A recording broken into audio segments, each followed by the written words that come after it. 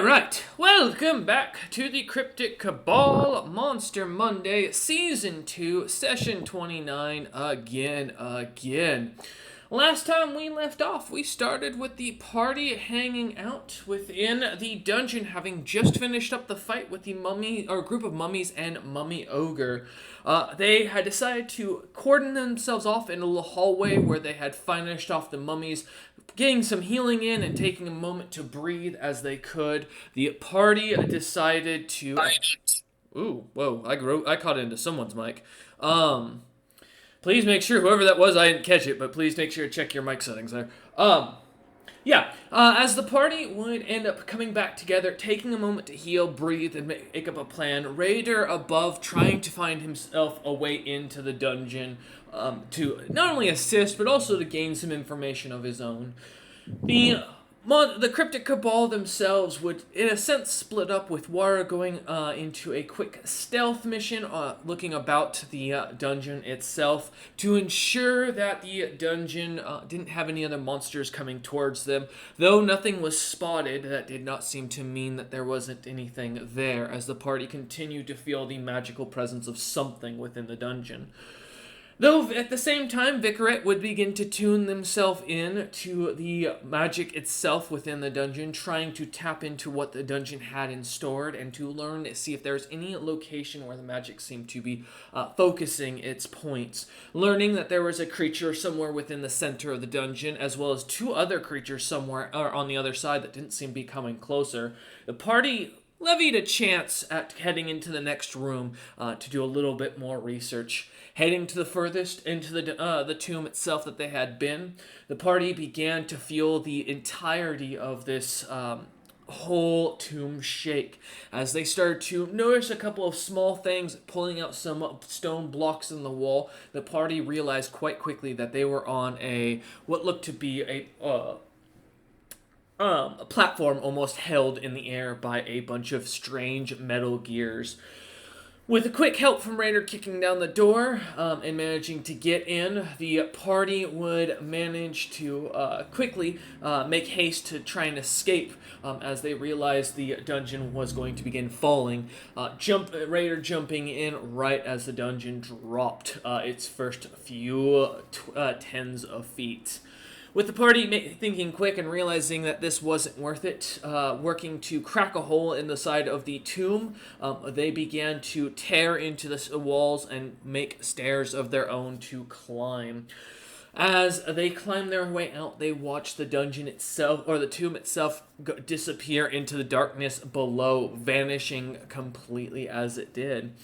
With the party having managed to, from there, climb back up to the surface, the ground above the tomb kind of deflated and a little hole where the door used to be. They managed to find out a bit more of information from the guards about what was going on and report about what the tomb was about, or what happened to the tomb. With some quick purchases of some apples and some potions from a potential investment, as Vicaret described them, the party decided to head back, catching the little girl that had driven them, as well as the boar that had been their mount, or the mount for the wagon. The party managed to hitch a ride back to town for a little bit of rest, a little bit of relaxation, or at least what they had hoped.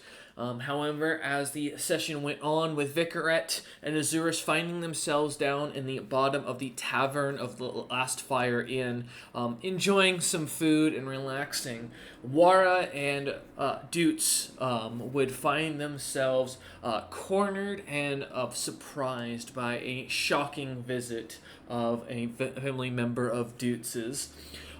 Finding out not only that Doots was swearing almost a blood oath of sorts against his mother and his brother to defeat them and kill them, as well as a few other minor notes. Doots decided from there to sadly disappear on his own, leaving Wara to go and inform the party of what had happened for the most part, and for Doots to sneak out the back door in a different form. Leaving nothing but a letter behind, the party The party found out that Dutz was planning to continue on with his mission, going to deal with a different situation, leaving Captain Azurus as the default commander. The captain deciding quite quickly that time was needed to not only recuperate and rebuild the morale of the troops, but also to plan and gather new members, knowing full well that Captain Azurus had no other members that could fill these spots of capable warriors. The party spent about 2 weeks within the town of Knighton, relaxing, resting, and enjoying themselves as Vicarette found herself retiring to the ship, deciding that the life of an adventurer, while fun, was less worthwhile as an active participant. Staying on the boat, as well as hopefully one day joining up with a strong city or stronghold to set up their own thriving business, as well as area to build their own mini kingdom of still in the cards, but now more of a background goal as Vicarette joins as a NPC and crafter for the crew. We come back to the party having spent 2 weeks going about town, gathering those that they could, really scouting any talent, and Captain Azurus and Wara, you have interviewed thousands of sailors, it feels like, at this point in these last 2 weeks. And 4 candidates only managed to stick out. However, 2 of which ended up dead within days after the interview, going after the S-tier mission, making your decision much easier. As the only 2 left that seemed at all capable of keeping up with you lot and understanding the missions that you plan to take on, seemed to be well, let's allow them to introduce themselves first. We're going to start with the one character I will somehow never pronounce the name of because my tongue does not seem to work at all when it comes to language. Mailhel? I tried. That's the best I'm going to do, so I'll let you do the rest. Pretty good, actually. We're getting there. It just takes me saying it like 30 times before session. All right. Yeah. If you want to go ahead and describe your character, as well as a little bit of why you wanted to join up with this crew. So, covered in floral tattoos that are all red and a almost hate of gray colored skin is what is presumably one of the primitive elven creatures that populate many of the lands in this world. Malal is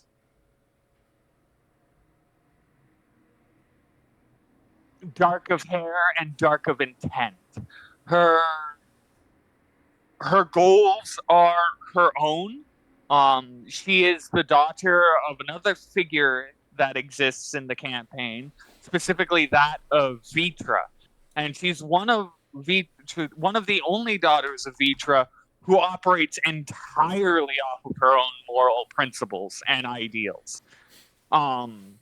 The overlap between her mother's goals and her own being only incidental at best. Malal decided to join the pirate ship of Azurus. Not that she knows that it's a pirate ship, because Malal's goal is to steal power from all of the hags that exist in the world and become the new hag mother to spite her own mother. Just as a fun project.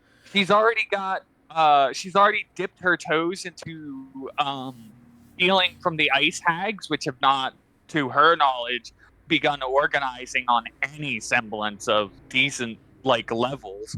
And she is born of the ash hags, the Primarch of the ash hag.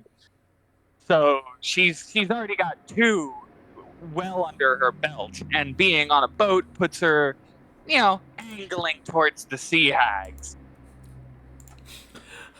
As you can, with this in mind, and hearing Azurus and Wara about May's interest in these, not only the sea hags themselves, but hags in general, kind of catching your attention as the most recent news of apex monsters kind of popping up, and the recent rise of 3 separate hag covens being noted. As May joins your crew, one of the first to be recruited with interest, a capable caster as they look to be, and definitely a good replacement for the time being for Dutes. As you kind of take a moment, Captain Azurus, to hire them on. To the other, Floor Snap, would you like to kind of give a little bit about your characters, how they look, and why they were interested in joining this crew? Yeah. Floor Snap's a large individual. I mean, not by giant standards, but general like rough humanoid-ish outline. Wears like a bulky blue robe that hides, the majority of his body. He has a bizarre sort of Friar Tuck style haircut, made of that's not really hair as much as it is just faded peacock feathers that stick out of, like, from the back portion of like his scalp. He has a very long wizard beard, uh, bulging amphibian-looking eyes, and pale, almost cerulean blue skin. It's very white, speckled, especially on like the very top of his head, and what you can see from his fingers as they extend from the robe. Um, he has very wicked fangs that like are very like deeply recessed in his mouth that you can like see glimpses of whatever he speaks, and a very wide mouth, um, very reminiscent of a frog for those of you that have seen frogs before. um, his irises are also bizarre in that they look like shattered glass. They don't carry like the same like normal sort of pupil, and they're very oddly iridescent colors that are just mixed in. Uh, he introduces himself very simply. Um, um, Nice to meet you. You cannot pronounce my name. I am Florsnap. I am to understand that this is a place where you solve problems with violence in exchange for currency. More or less. Great. I will excel at this. I am looking for adventure and new sensations, fun times, things like this. And just gives like a short nod. Are both of you familiar with how distribution of payment is done on board my ship? Not No, particularly. I've just met you, so it'd be very weird if I knew that. Oh, I mean, I would hope that you would have learned throughout your interviewing process, but allow me to go through it just to make sure there's no confusion at any point in the future. So, Alrighty. you two are going to be coming in as both a militant and an arcanist, and you will be given shares proportional to your officer position. You are above a normal sailor, so you will be getting a larger share than what they would, but a share nonetheless. It is not spread equally amongst everyone. You will be given your shares upon the next docking. When it comes to us, because I will be grabbing you two as my land party as well. So while you two, War and I, are exploring the fine lands of this world, the goods will be distributed equally. Fair? Sounds lovely to me. Floorstep like kind of like snaps out of it. It was like, "Oh yes, thank you, young man. It'll be fine." Floor Snap. Yeah. I will mention as you look at Azurus, you do recognize his race as a noble Jin, or rather a Jin in general. Yeah. He seems not to noble have yet. very much an appearance of almost similar to the ones you would know from your very youthful life. as you so kind of seeing this, he would be a very almost a rare commodity for your own knowledge across around the world. Though most people not knowing really immediately what this individual is, kind of immediately figuring him to be some sort of either beastkin or Goliath. This is something kind of for your own knowledge. Just like scratch my chin for a second. Say, who is your uncle? I may know him. I don't have an uncle. Damn. Raised by hags. Oh, you were raised by hags, were you? Interesting. Wasn't a good childhood for a man like me. Oh, it's hit or miss, depending on which one you get. So I've heard. Yeah, Anyway, to be honest, we don't exactly have a heading at the moment. So while we're all here, shall we discuss a course of action, my new officers? I do have to talk to the shipbuilders of this land before we head out. But if you have any direction, or if you want to take on a quest on the board here in town, I'm open. What? I've got really no. I'm fine with whatever gets us away from these. I motion towards some of the giants that are no doubtably like kind of looking down at me because I'm technically a primitive. Yeah, as well as you notice, as you look about, last 2 weeks in town. Now, Florsnap, this wouldn't be something noteworthy for you, given, again, your youthful history. Lacking for interest in, amongst, I imagine, the day-to-day on the younger races and such. But as the rest of you look about, you do notice there are eldritch, forest, stone, hill, frost, fire giants, sand giants. There's a large mixture of giants seemingly amongst the bar. Many of them seemingly wearing symbols and strange and heavy bits of armor as they seem to be drinking. The local frost giant farmers and population seemingly kind of on edge and seem to be kind of avoiding these extra new giant races that have been popping up. Do I recognize the symbol? Give me a knowledge religion. I'm a fool. I do not have knowledge religion. Alright. Give me an intelligence check then. Sick. Here's hoping I roll these. I will use my skull dice. Because I, the player, know who this is, but I don't as Azorus. That is a 17. Sure. Go ahead, Flursnap. 17. Okay. You recognize, or you do not recognize this holy symbol whatsoever. Seeing what looks to be a golden skull and bones around many of their necks as they walk about. Flursnap. 17. All right. Did you think for a second? I mean, the purple giants being eldritch giants kind of clicks on your head. That means that these creatures are they all have bloodlines backing to demonic, fae, or some sort of higher being or court. The rest of them, I mean, well, there's a reason they never managed to get anywhere with a nation. From your own understanding of the forest, bog, sand, and many of the lesser giants not recognized amongst the that have their own nation, they're kind of almost a secondary class citizen. To you, that would almost be like a fourth class citizen. As you look at them, these are people who couldn't even manage to build a nation when there was no power really on the board. Ouch. Yeah. I said, you'll understand when you get to know Florsnap here. I have a feeling.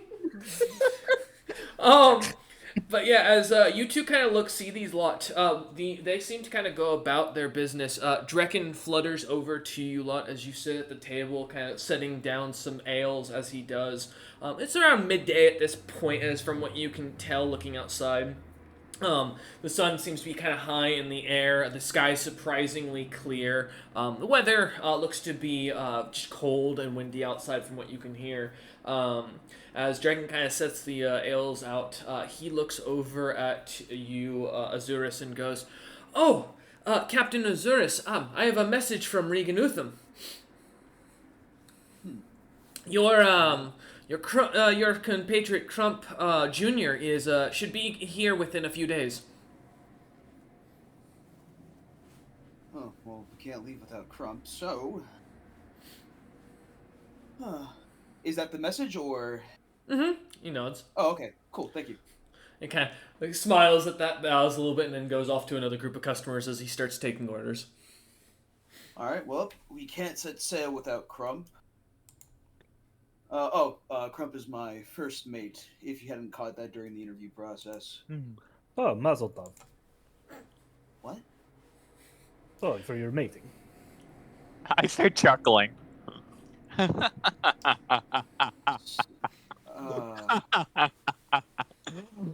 So you don't know much about sailing terms, I suppose, and or the rankings.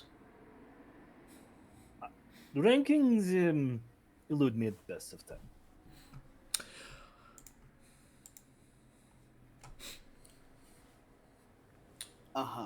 Okay. As So, Azurus immediately realizes he has just hired two people yet again that have no experience as sailors. My God, I should have just hired from within. Fuck. All right. We'll Yeah, that guy who can't read and used our messaging system as a way to wipe his nose is probably going to pull big numbers. That was out of character. I'm sorry. In the distance, there's a troll that's currently has not figured out which end of the mop he's supposed to scrub the deck with, and he was the fifth best candidate of what you guys found in this town. Oh, come on. They're good. They're good sailors. I've made it so. Good sailors does not make them not very killable. Hey, listen, they're good sailors. I spent a lot of my downtime making them that good sailors. It's funny. Eventually, Vicarit's Thrycreen are going to pull well ahead of the trolls in the intellect department. I mean, it doesn't really matter about intellect. I care if they're good workers. Anyway, we'll fix that knowledge, that noggin of yours at some point. What's your name again, Mr. I've simpled it down for you people. It is Floor Snap. Gotcha. That's just a weird name. Well, would you prefer the other one? Because it's... As he says this, you watch as 3 stews come back to life as small boars, 2 ales turn into full bushels of wheat, and a table turns into a small tree.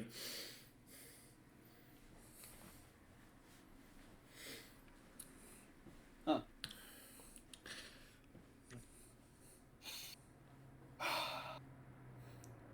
Oh, I can tell you guys are big problems. Oi! No, I am problems for my enemies. I assume you are not an enemy. That would be very foolish to sit in front of me like this if you were. I'd have to take the side of Floor Snap here if you were his enemy. You're already teaming up on me. Mhm. Good. Reminds me of my last 2. Alright. You must run through many mates. Nope. Just only had one in my life, and she's at the bottom of the ocean. Ah, Anyway, alright. condolences. So, can't leave without my main man Crump, so we've got some time to kill. We just came back from a dungeon in which you were not prepared for. So, That's an understatement. Yeah, May and Floorsnap, you both heard about... There's been a few groups that have left from this town that have been pretty much the talk of the town that have not managed to come back from the tombs and dungeons they've been sent off to. Some people keep taking quests that seem to be very high in their when it comes to pay and not being up to the task. This crew, being the Cryptic Cabal, a little bit of knowledge that you've been able to hear is that this group is supposedly world famous, managing to have taken down an aboleth single-handedly as a small group that were just starting out and getting known during the war against the Gem Council. They are also most notably having managed to, in the last year, take out a quarter of the Thrycreen army with only 5 of them, supposedly, even managing to put one of their generals out of commission. As you look at these two now, having heard the talk of town about the Cryptic Cabal failing to take on the tomb and getting chased out of it, takes a little minute to wonder with the rumors where the truth lies with this group. It was quite an unfortunate chain of events that happened down there. We were caught unprepared. But, nothing earned, nothing gained, truly. I don't think you said that right. Nope. And, am I wrong? We earned nothing and we gained nothing. But did we lose anything? Dignity. Don't worry, those people will die soon enough. Companions? Yeah, okay. Never mind. Your saying's good. Yep. Alright. So, we have a list of missions to look at while we're waiting. I will say, to your own knowledge, Azurus and Wara, last 2 weeks in town, there's been a lot of talk, as well as a lot of warnings coming from the merchants and few adventures, and I do mean very few adventures that have managed to come from all the way out west towards Velcomen and Rainpurser's last hold. Much of the news has been grim. The little bits of information the two of you have gathered is that there is a holy war going on down beneath Velcomen and that the city has been put under siege. There's even rumors of a god supposedly marching about the base of the mountain. There, as well as a lot of skirmishes going on amongst followers between what seem to be almost 3 churches. A small group out of King's End amongst the Ella Ugbo's worshippers seem to have specifically started a holy war against Lithotara's larger forces here, as well as the Golden God himself that is worshipped by Regan Utham and his small order and presence that has kind of populated through Velcomen has apparently declared a holy war against Lithotara and her followers. Now that I think about it,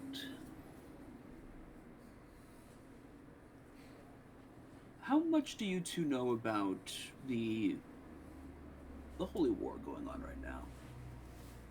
Oh no!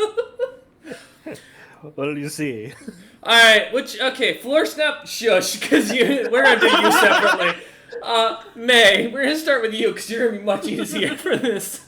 You can give me their knowledge, religion, or knowledge history, for either if you, for this. I'll do knowledge religion, because that would be my focus. Okay, that'll make this easier. 29. So for your own knowledge, you would know Lithotara is a rumored primordial god. Amongst the gods, there are roughly around 3 categories that most people who study the cloth and who are very fascinated with the gods and their rising. There are those that are natural or those that are primordial, seem to just appear as if from nowhere. Mainly the 2 being Bleztar and Lithotara, who are rivals to each other, and Lithotara being a god of rot, nature, evil, and... well, not evil, sorry. Let me double check something. Because I want to make sure that's correct now, because I don't remember. One moment up. There we go. Come on, World Anvil load. There we go. Yeah. So, sorry, not evil. Just death, rot, law, and nature itself. she is a god that is known to basically want to kill all of life, as many believe, and her followers are basically death cultists. They enjoy running into battle and dying while they slay everything until they're killed. Fanatics, crazy, and most commonly amongst the ranks of Lithotara tend to be giants, specifically mostly eldritch and forest giants who kind of chase around this god. With that, there's also, secondly, those who are considered gods that just existed. There's not been a term given to them, but beyond gods, as they're generally joked about, are the godlike beings that seem to exist without needing a following. They seem to be laws of nature themselves. Strangely, almost contest or an opposite of the primordial-like beings. As Lithotara. With that, Regan Utham's following, is one of the only ones who follow the Golden God, a god who supposedly just rewards its followers for giving wealth. As you kind of think for a second, it's most likely the only reason they're interested at all in this war is to either steal items from Lithotara's followers and give them to their god as sacrifice to gain boons, or because Lithotara picked a fight with Regan Utham, who has a almost cult-like following within his territory as is, and is just using another god as his backing to justify his war against this god that's decided to attack him. Lastly, Ella Ugbo is a weird one, as you kind of hear that name. She doesn't make sense in any of this to want to fight Lithotara. She is a god, the goddess of death, a high god, or one of the gods that is known to have risen. She is of the third category, which is what most people theorize were once mortal beings who've gained power through finding and exploiting people's worship. She is a god who supposedly, like the mother of death, very protective, very kind, and typically just brings you on to the afterlife. There's not really an interest, it seems, and it seems almost kind of strange that a goddess of death would suddenly be interested in a god of rot. As well as fighting them. Kind of taking a moment, the only thing that comes to mind is that there have been rumors of a recent high priest that has been popping up named Kesnanok the Beautiful, that has supposedly managed to gain a small following and has been picking fights with gods left and right. Alright. Floor snap. Alright, buddy. What do you want, religion or history? Oh, history. Oh, I okay. only have history because I felt that was the only way to go. Alright. 24. 24. Oh, not as bad, thankfully. In your youth, there was only two beings that you were ever told that were off limits by every being, including the creatures at the highest of rank of caste. And that is the two primordial goddesses that walked around destroying cities and making demon lords look like weaklings. Blastara and Lithotara, a pair of sisters that were known to be heinous and evil and very capable when it came to destroying those of the Clouded Age and on. Most noteworthy to you would be that these creatures specifically are usually followed by giants and other creatures of nature, not seemingly being followed by dragons or anything of that sort while you kind of think back on it. Lithotara specifically, as you remember, is a god that likes to pick fights with more capable gods to show the god's own power. Mostly as you, due to the histories and having kind of lived through parts of it, remembering the story of the two sisters fighting and Lithotara getting her butt whooped, unfortunately, in the end. That led a bit of an ego bruise, causing the young goddess to continue chasing and killing any other god that she can get her hands on. So you kind of think for a moment, the only reason Lithotara would have to take on someone like Regan Utham is either he has broken a deal with her, or he has disgraced her name in one way or another, given that she is a very prideful goddess. Probably not hard to gather that this is probably the character or the creature probably was spoken poorly or ill of by Regan Utham and his people, causing this battle to begin. Although, as you think for a second, something else kind of catches your mind, and I was just reminded of this. Thank you for the PM on that. There was only about a month ago a rumor about a fight between two massive champions of two gods that were not really. No one really knows who the gods were, but they seem to be quite powerful right outside of Elkomen. A battle that said to have almost shaked the entire continent for about 10 minutes straight as the two seemed to do battle. Only thing being left over were a field of dead giants that all seemed to be Lithotara's followers. Some people believe the two champions were champions of Blastara and Lithotara. Others believe that this was the rumored terrorist known and most wanted man in the world, Jakix Morin, fighting a member of the Ironheart Merchant Company. Most people believe it to be the supposed legendary merchant James Frosthorn. As you kind of think about it for a second, Floor Snap. Those are about the two theories that come to mind. Kind of like stroke my very wizardly beard. Say, yes. The vengeful god is being at war with an upstart god and had her nose tweaked. That's about the sum of it, yeah.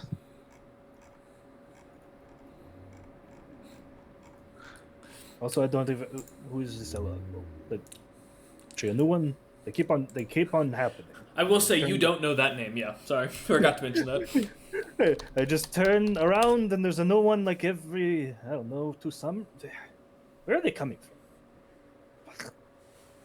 Hey man, I don't know. For the past couple 100 years, I've been kind of out of the loop.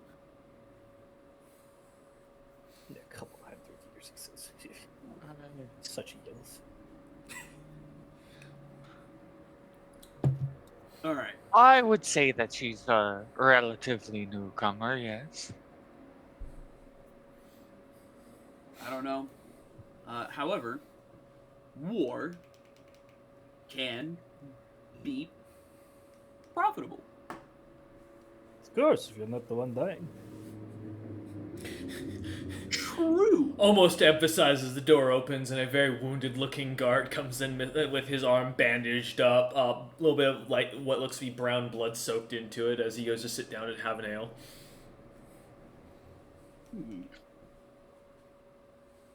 It's the only thing now is that if we wish to take part in this, which side? I mean, which side might benefit us the most monetarily? Well, one side is a bunch of omnicidal morons who seem to only be content in slaughtering everything around them, and the other side is who we're surrounded by right now. I mean, it's a hard choice if you don't take those two things into account. Because we are surrounded by the people of Lithotara. No, the Gold Skull. Nope, that is not Lithotara's marking. Gotcha.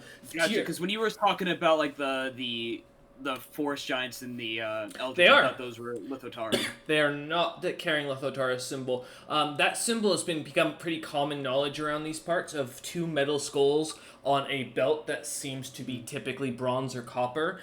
These being made of gold and being like a skull and crossed bones. It almost looks like a pirate flag of sorts as a gag. Man, Yeah. Jesus. Symbols and skulls. It's just so common. How am I supposed to tell these fuckers apart? Do you say that out loud? No. Okay. No, that's that's what I'm thinking to myself. Well, I'm almost inclined to find myself allied with a god of fortune and a god of death. Although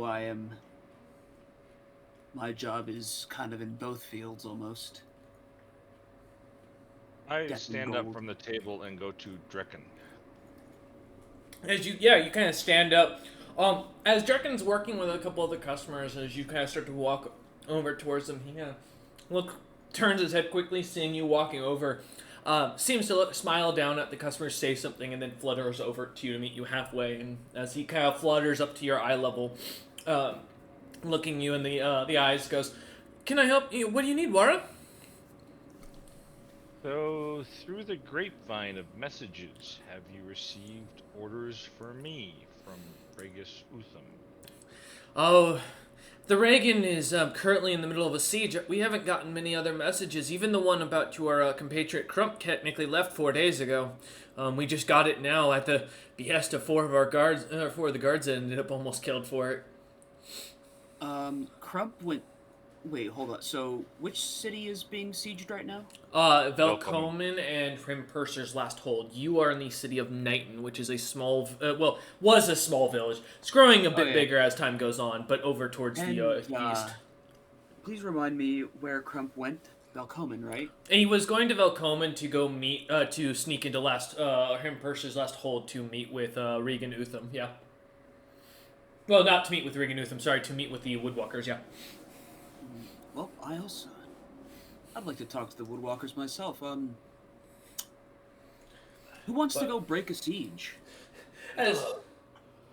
Break things. Very good. Drekken kind of looks at... Oh, sorry, go ahead. So, Drekken, so you haven't received any orders from me. Okay, I go back to the table, and I talk to Azurus and the others at the table. So, I kind of work for Regan Utham. Yeah, I know. So I kind of have to take a side on this. Hey, listen.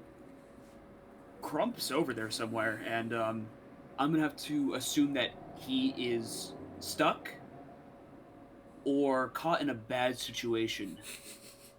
Cut to Crump screaming at the top of the tree as dogs are trying to bite him in the ass. Yeah, exactly. So I'm almost inclined to go find him. My fingers are in Velkomen. Our first task then would be to rescue your first mate. Yeah. I believe And his first mate was at the bottom of the sea. again, Floor Snap, not a romantic, a position aboard my ship, my second in command. Floor Snap, in this case, you have a captain and a first mate. Those are titles given to positions aboard a ship. I see. So in this case, we're talking about the first mate, the title, position person, not the romantic person. So this is not position of mating, is position of power. No. Yep, it is a position of power. I will do my best to remember this. I make no guarantees. Hey, if we need a... Can you read? Of course. Alright, write it down. Can you write? I think for a moment. I will choose a different language. Oh, this'll be interesting. Just slowly start carving the fucking words into the tabletop. I'm gonna lean over and try and read what Floor Snap is writing. There's just a little pictograph that is just Azurus and what he's mental image of Crump, and it just has a line through it of them holding hands. As you guys, or as Floorsnap kind of carves this in, Drekken flutters over after kind of fluttering back from the kitchen, kind of stopping at your table as he does, not holding anything, looks over at you lot and goes, well, good news, Wara, you asked, and, well, we got our letter in, as he pulls out something, and hands it over to you. You see Regan Utham's personal seal, marked in wax on this thing, Wara, which is, not something you've ever seen, before. Given to you, specifically. This is usually given to, Royal Guard or Knights of the Kingdom, not mercenaries. Okay, I look at Drekken.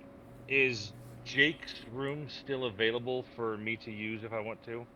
I know he left, but I was just wondering if he was prepaid. Yeah, technically I believe so, yeah. Okay, I'm gonna go up to the room and read note. You kind of see Drekken's like kind of thinking for a second, trying to remember who you're talking about, as like he has so many customers going through his head as he kind of, okay, yeah. He flutters away as you kind of stand up and head upstairs to go find the room. As you go to open it, you do find it still empty.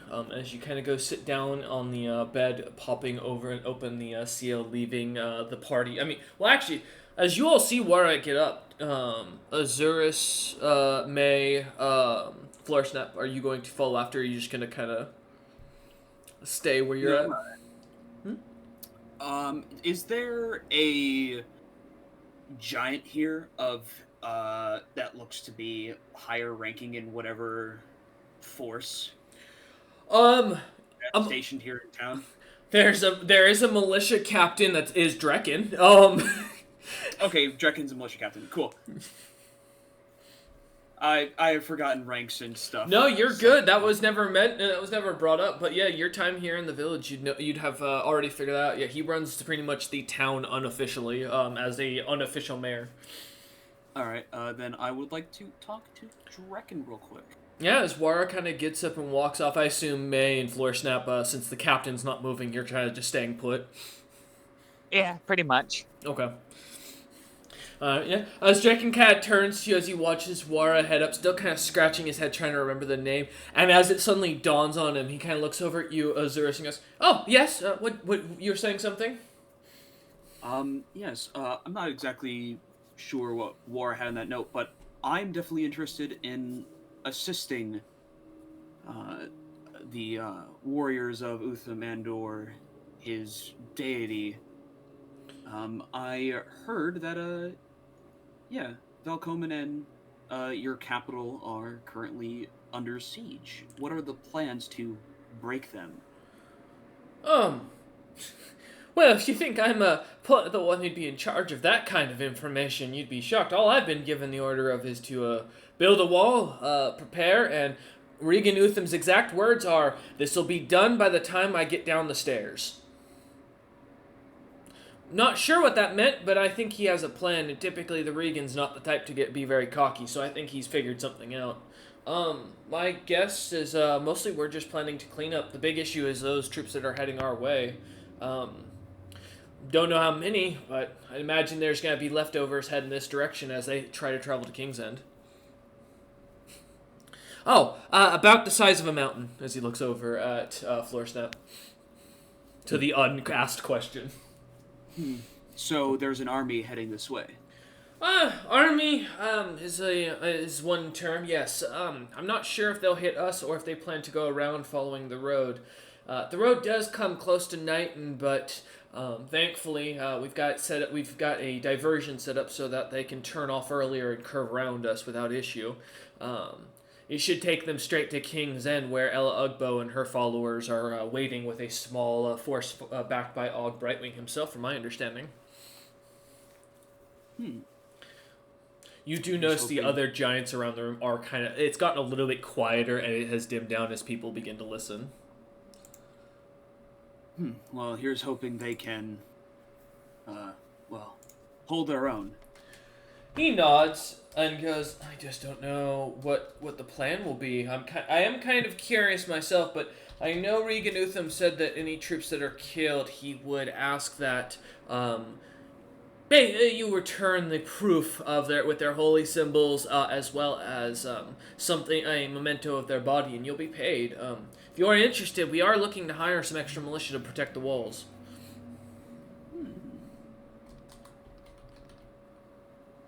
Well, I would say this would be a fine time to show us, I look at our two wonderful newbies. Might be a good opportunity to show us what you got, yeah? Oh. Alrighty. Oh, yes. I instill fear of floors, but also ground. Yeah, good to know. Yeah, before I say anything to confirm whether we're gonna take this job, I'm gonna wait for Laura to come back down after reading it, just to make sure everything's okay, but I'm definitely interested in assisting.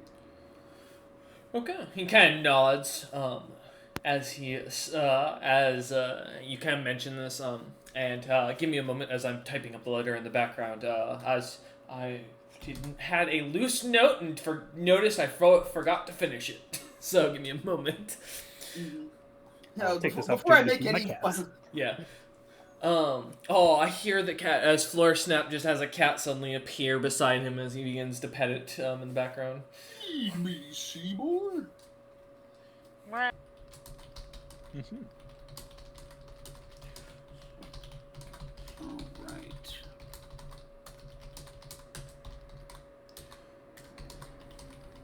It is. I am. Would this make this the third war the Cryptic Cabal has found their way into? Yes. Very nice. This is your first Holy War, though. As you This is the first war. It's also And to be Generation 3 of the Cryptic Cabal, so you've gone through war every generation, I think, now, almost. Yeah. Well, I think the first generation. Actually, the first generation phase two died war. in the second war. That's true, that's true. Second generation didn't even have a war completely. No, it was just the the whole two. time. Yep, no, Well, actually, Generation 1.5 was in the second war. Yeah, that's true. Well, yeah. Yeah, that's fair.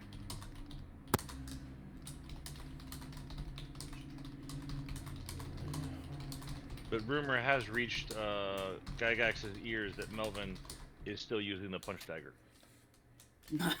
Nice. I wonder how Tuntun's doing. That distinguished gentleman.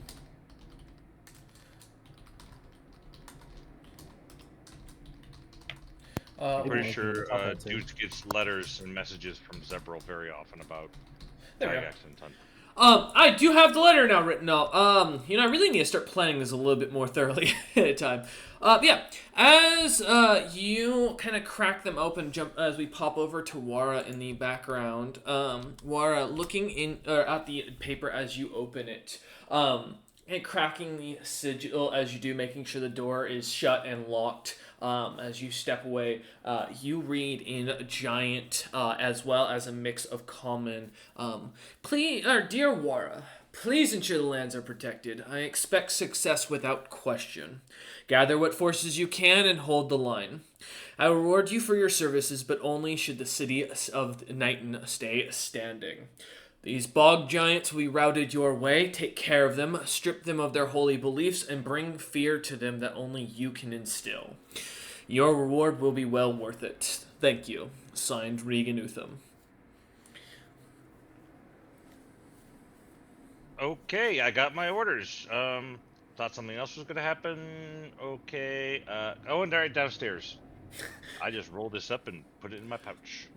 Alright, as you do so, kind of take him out, looking at taking it at face value, rolling it up, putting it into your bag once more as you open the door, locking it once more behind you as you head back down towards the party, who are kind of sitting around as they enjoy their meal, watching some of the people going about their business as more and more giants kind of flow into the tavern itself.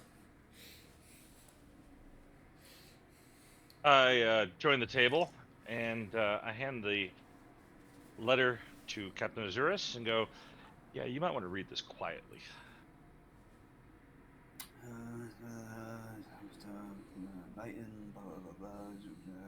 Hey, look at that. Yeah, Looks like gives the us, system's been made for me. yeah, and we have a precise target with this one. Well, more so, we're defending it in, well, assuming that they'll come our way. At least we'll know what we're fighting. I've got one. Did you wait? Hold on. Is Wara saying this to the group, or is it just the captain and Wara? Oh no, I hand the letter to the captain, but I'm speaking out loud to the group. Okay. All right. Bog giants. I take the letter back after the captain's read it. Yeah. I've turned from playing with the potted plant. The potted plant that seems to have been dancing, moving about to an unknown rhythm, seemingly changing its flower coloration, changing its seed design, almost completely changing its design entirely as he splices it apart for a few moments and then turns back to you as a conversation picks up. What do I know about bog giants? Roll me a knowledge history, or I'll take a survival. I'm rolling a nature, Nature, and I got a that nat works. 20 on it. Nice. Bog giants are, so you said knowledge nature. Okay, perfect. Alright, bog giants are notorious for mostly, being creatures who are quite capable fighters, hardy creatures, that like to wear, thick hide armor from, usually made from baby Zoratons that they hunt. These creatures are notoriously known to like to hunt in packs and are considered the least intelligent of all the giants, being barely above what is considered needed for basic intelligence. Frost giants most often would refer to them as basically giant boars, as in the similar joke to that they are no smarter than the boars that the frost giants themselves raise. These creatures are known for having green skin and strange, almost, what's the term? Beak-like mouths instead of actual humanoid mouths. Kind of having almost like a kappa, I think is what they're called in Japanese. Those, like fucking turtle people? Kappa? Yeah, Kappa. Kappa, that's the word. There we go. That's what I was looking for. Thank you. To your knowledge, beyond that, these individuals typically don't have any natural weaknesses other than they're lacking in intelligence and simple tactics. They typically like to hunt or fight in groups, and typically when their largest of their members get knocked down, they run. As they are very simple in thinking. However, like any animal, if they are bigger than you, typically the bog giant will not back down. Historically, they are large, typically preferring aquatic territory, and beyond that, to your knowledge, are considered cast-outs by most giants. How tall are they? Large, so roughly on average, they can be anywhere, I believe it's between 10 to 15 feet. Let me just make sure that's correct on my size rankings. Cause yeah, I always gotta double check what the size category is. 10 to 15 feet, yes, correct. And usually they weigh anywhere between 500 to 800 pounds, so they're on the lower side of large, on average. Dang, I weigh more than them. That's wild. Mm-hmm. Based on my knowledge, how easy would I see them as being able to take one on and take it down? If they're routed, it means they're running in fear. It should make it a lot easier to take them on. However, if they're working in groups, it might be a little difficult. They do tend to be better tactic fighters when they're working together, but typically like many weaker races, again, you knock down their leader, they don't typically stand for very long. So you'd guess you got 50-50 as your odds. If they're injured, this should be an easy cleanup for your group, as these creatures are not known to be notoriously very strong. And typically are pretty overall health constitution-wise on the lower end. However, if they're fully capable and not exhausted, it may be a bit of a tougher fight. You'd probably want some numbers on your side.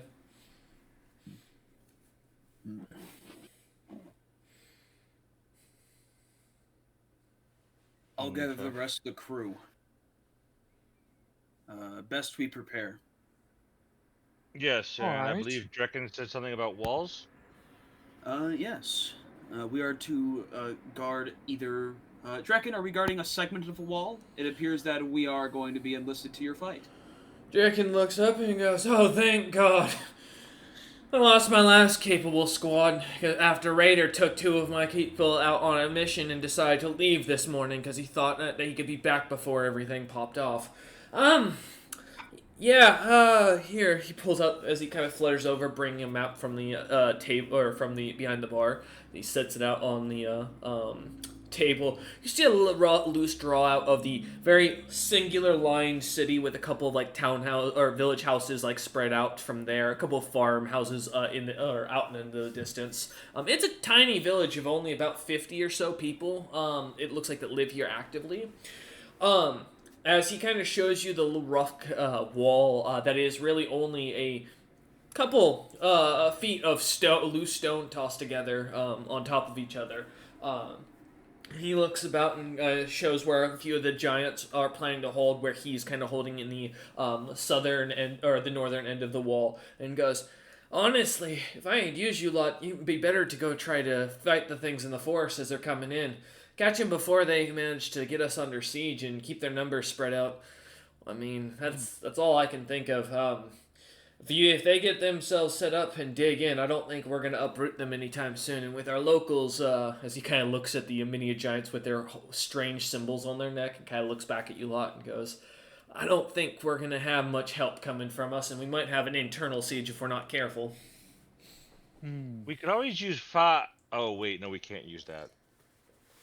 We can't use that Bernie orange, ready, yellow thing that the druids in Regan Utham don't like in the woods. Yeah. The druids have already retreated back to Himpersa's last hold. They're holding up the city itself.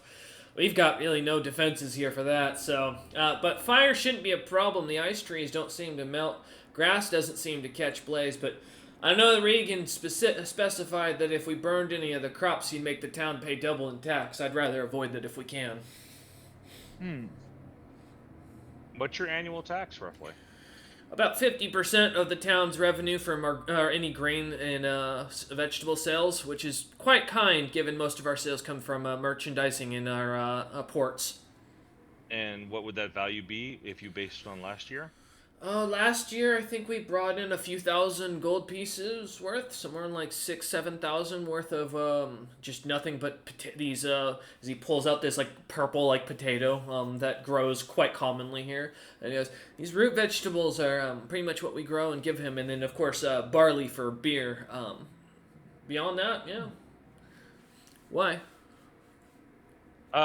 Just looking at all avenues, and want to be well informed." Kind of looks at you and shrugs and goes, "Okay. Yeah, as far as it goes, to my knowledge, there is a path from Knighton all the way up to Hrimperser's last hold. If you decide you're not going to hold with us, but I don't know, and I don't feel good about our numbers, so I'd really prefer you guys to help us out here." As he kind of like circles the forest a bit and goes, if my understanding is right, we should have around 5 squads of these creatures coming through here, coming straight toward us. They should be weakened by the small battle that's been going on. There's another group that's headed that direction and managed to pincer the giants as best they can. We're just getting what's remaining. So you think just us 4 would be able to take on the remnants? Not all of them at once, but I mean, a squad at a time? I think so. If everything's going right, those giants shouldn't be coming here in top shape, and they're running almost 3 days worth of distance. I mean, I don't know about you, but if I had to fly for 3 days straight, I'd be dead exhausted and not willing to fight worth a damn either. My understanding is this army's been moving continuously. We've been dealing, this is going on. The battles are popping off all over the forest fully, but most of it being concentrated over towards the 2 mountains. I think we can handle it. So we're taking what, the north, west, east, south wall? What are we taking? We're going out into the forest. You're going to the forest to the east. You're going to kind of dig through and catch any of these giants that you can while you're over there. And my hope is that while you manage to cut down everything and anything in the area, we can manage to secure the route back to Rimperser's last hold and send reinforcements through the hole dug in the ground.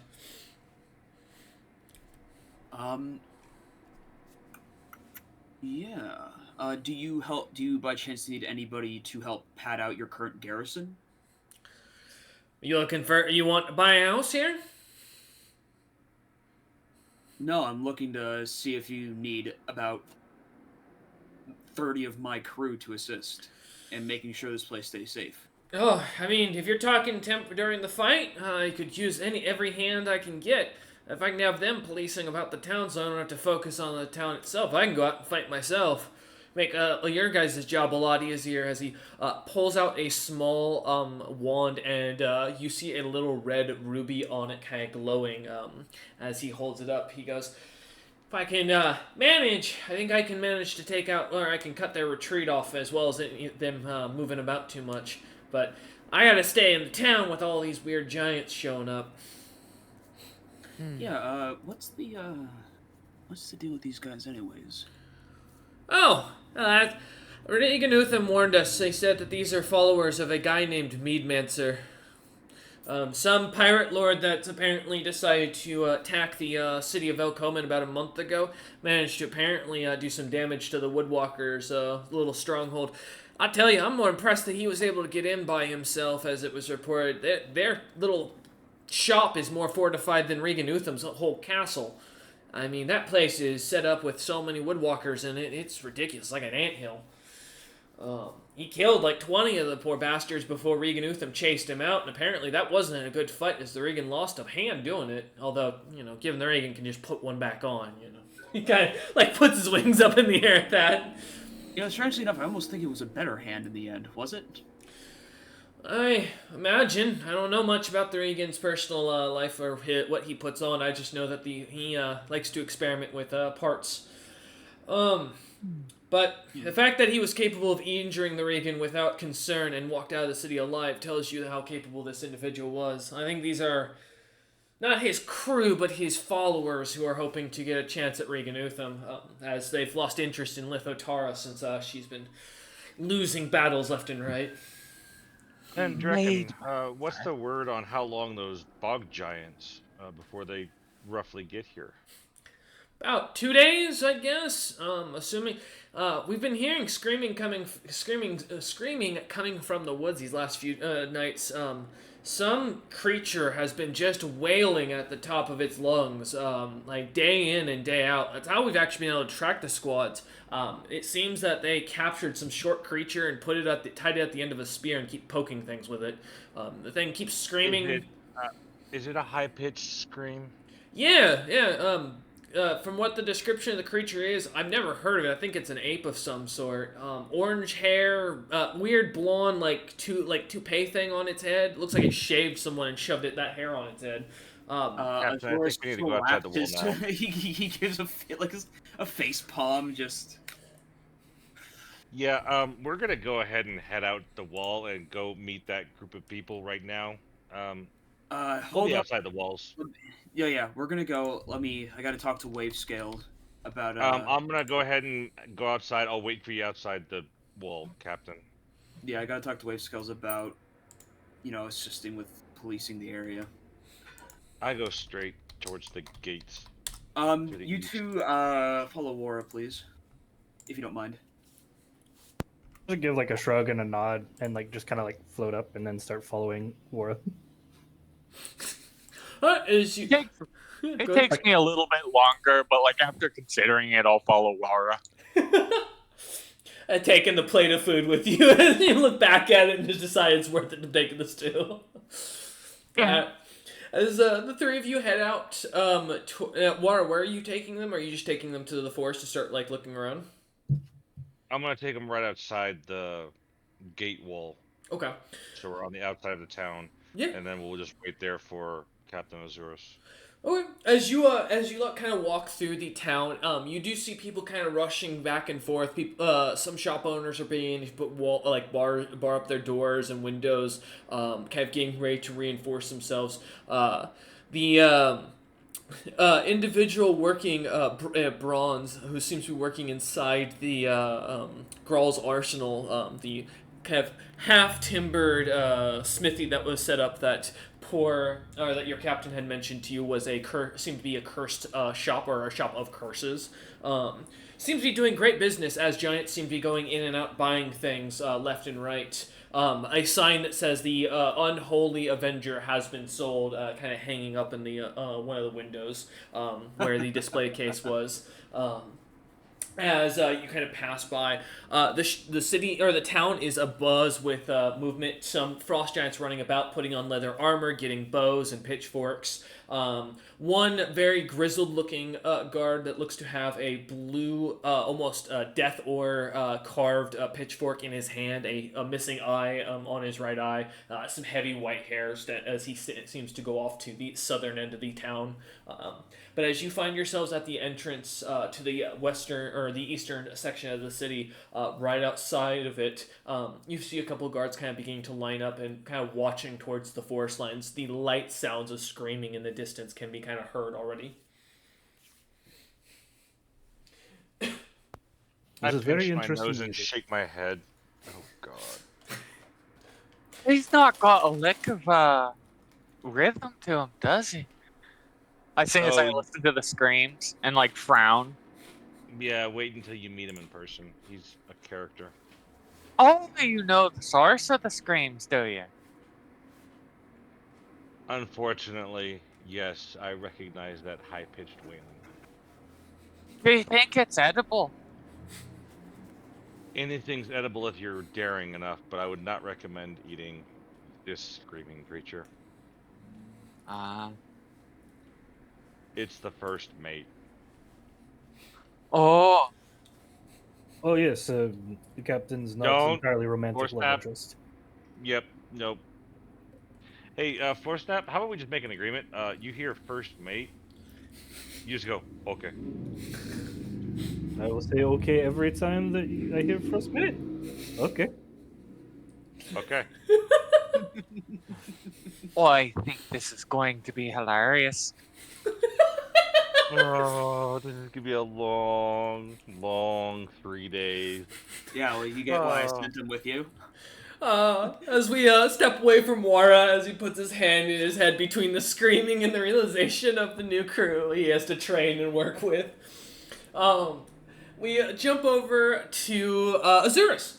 As you head through the town, as kind of walking about, the shop's again kind of beginning to bustle. A lot of the giants going about their business. Getting towards the docks, you do see Wavecaller himself, hanging out on a deck of his ship. A few of his kobolds working about as they seem to be cleaning the deck, putting away ropes and such. A few giants amongst them that you see now, counting about 5 new giant members as they go about, as well assisting where they can. Looking down the dock, you see around 3 other ships that have popped up. One of them you notice looks to have a large iron heart designed on it. The side of the ship seeming to have the words written on it, Iron Warden. What a strange name for a strange vessel. As you see a group of snowbeards kind of in heavy armor disembarking and kind of heading into town towards the inn, as you kind of step up onto Wavecollar's ship, I believe it was the Single Blade, yes. I think, I'm almost positive it was that. Let me double check. Because you sunk the other one. I always forget. But it is a Single Blade. Yeah, as you head aboard, Wavecaller kind of stands up, getting out of his chair as he pops his back a bit and goes, "Hi, Captain Azurus, how can I help you?" Yes. This township is expecting some bog giants to perhaps find its way to these walls. Oh, you want me to steal everything in the town while they're being attacked? Well, I was going to say we're going to do something that might be a little bit more covert. I know that's not normally our style, but I'm thinking about you guys might play the role of the police around here. Captain, you pissed in the hot cereal of the leader of one of the largest nations in the world, and you want us to protect a small city of Knighton? Really? Are we getting a favor or something like that? Or are you planning to get cash out something major for this? I'm thinking that you guys might take some bribes along the way, maybe find out some information about what's really going on around here. Oh, blackmail the Regan himself. Now that's a captain. All right, I can do that. No problem. I'll get my men working about, and I'll get your crew as well organized and moving. Yep, that's exactly what I want from you. Talk to Drekken just to make sure you at least know what to do exactly, so you can maneuver around it as much as possible. No, that's good. Yeah, of course. What do you want me to... have you been hearing the news about that little Iron Warden ship down there? I haven't heard much about it. What do you know about them? Well, little heads up, they work for that famous Iron Heart merchant company, that fella James Frosthorn. He's not the one that we don't want to mess with. He's got like the backing of foreign nations behind him somehow. Apparently, their ship's here. It's being led by one of the Stronghelms, bastard of some sort. That half giant house, what I could figure out about him. They're here to apparently spread James's name more. Him and Eider Frosthorn are both having their kind of being credited for helping out in this battle. My understanding, it looks like there's a play to try and get either one of them on the throne of the Snowbeards. Oh, that's the rumors, as their crew says. They don't say they believe in it, but you think about it. Why else would you vest your interest into a god war? Hey, that's fair. Plus, Keep an eye on them. They seem to be a very suspicious group. I don't trust them. he nods and goes, well, at the very least, if they're here to prove something, they won't be a problem for us. That's true. Plus, at least this will give us an opportunity to maybe find out any weaknesses in their own ranks. Maybe exploits. Oh, Captain, I got something great for you on that later, as he gives you a smile and goes, one of their crew got drunk with us, and I found out the truth. Their captain, I'll tell you the stories later, but man, he is as dumb as a sack of bricks. Apparently, the rumors aren't as true as we were thinking. Well, I'm gonna go into the forest to maybe kill some bog giants. You have your orders. Good luck. Captain, I'll get to it. I'll get the crew moving. We'll see how much money we can take from this town with as legitimately as possible. Aye, aye. You see as he turns and starts shouting out orders, kind of barking for his crew to get lined up, as well as the trolls on your ship, who are also kind of going about getting everything kind of stowed away and set up just in case for a quick getaway. Kind of suddenly begin lining up as he starts explaining to the crew what is going on. Wonderful, and I will find myself going to meet up with Laura outside of the town. Okay. Yeah, as you turn, kind of heading back into the town, disembarking, you watch as you pass by the inn, seeing the group of almost 30 dwarves, or snowbeards rather, kind of heading into the inn, seemingly going on making a fuss. But after a few moments, as you kind of pass by, you see as they seem to come out and start heading in the same direction you're going. As you start stepping forward, or heading forward, Wavecaller, you can kind of see, seems to get your crew in the distance heading towards the inn after a good few moments. But as you finally reach the edge of town, you see as Wara, Floorsnap, and May are all looking out at the forest, kind of listening to the light sounds of the screaming in the distance. That is sporadic. The occasional yelling of Wara's name, your name, Captain Azurus, can kind of be heard. Something even about calling out to Vicarette, as the creature, as the creature in the distance continues to scream. You'd guess he's probably at least 2 days march from here. I mean, minimum. Oh my still. god! Yeah, Bro is loud. Yeah.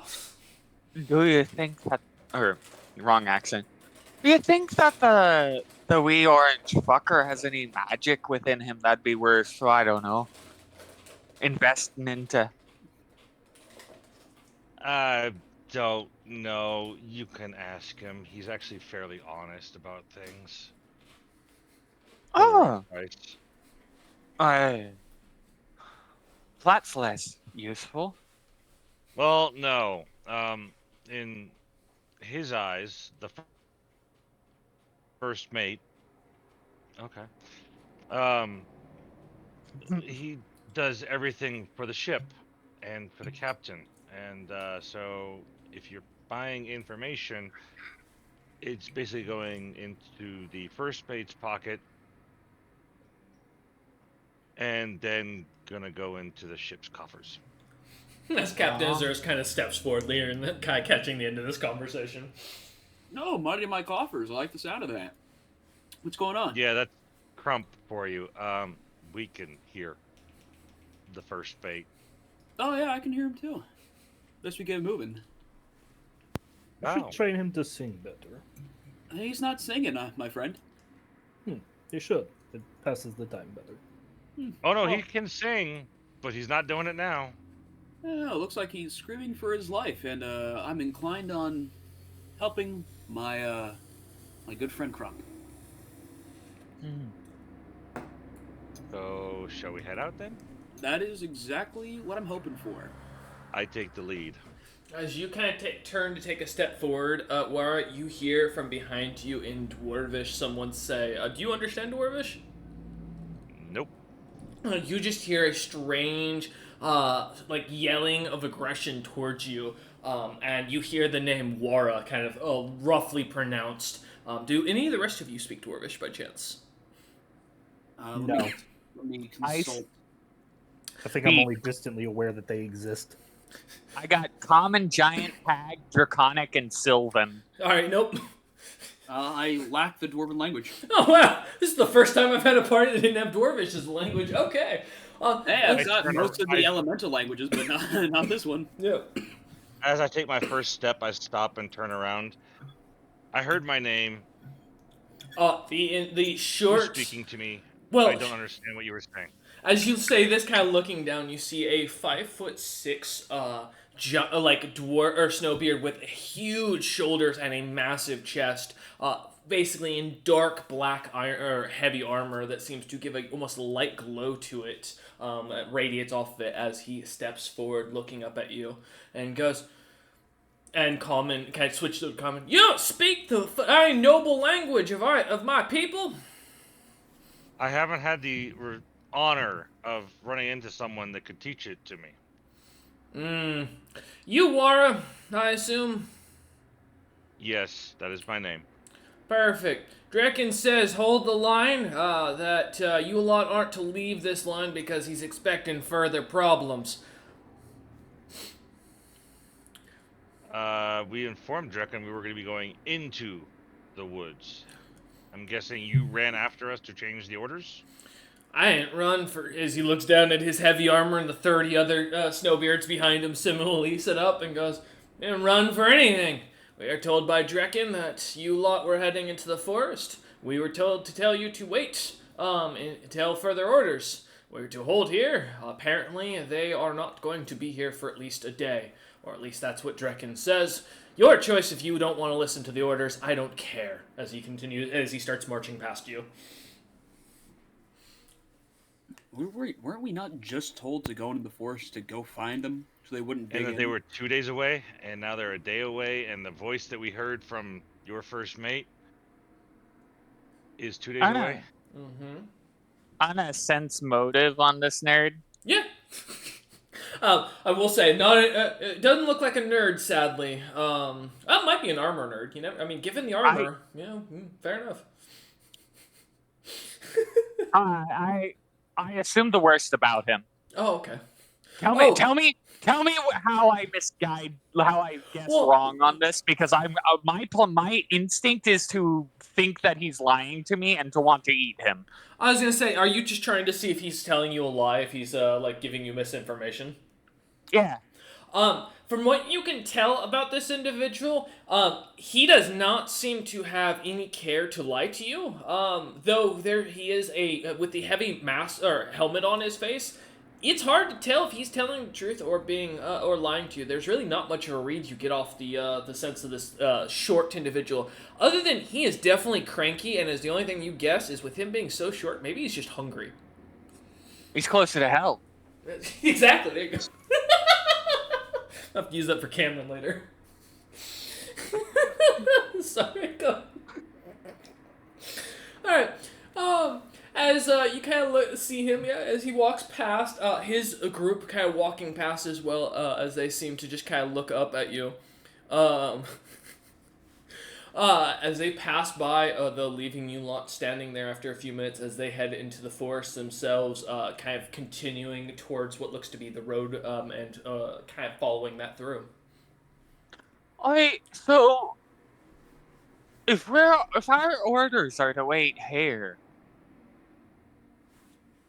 I don't recognize the authority of that guy. why the ever-loving fuck is that guy going out there to do the thing we were sent to do. That doesn't make any sense. I kind of want to kill and eat him. I love this He character might already. have some kind of magical power I could take. Let's hold off on the killing and eating for the time being. But I like your spunk.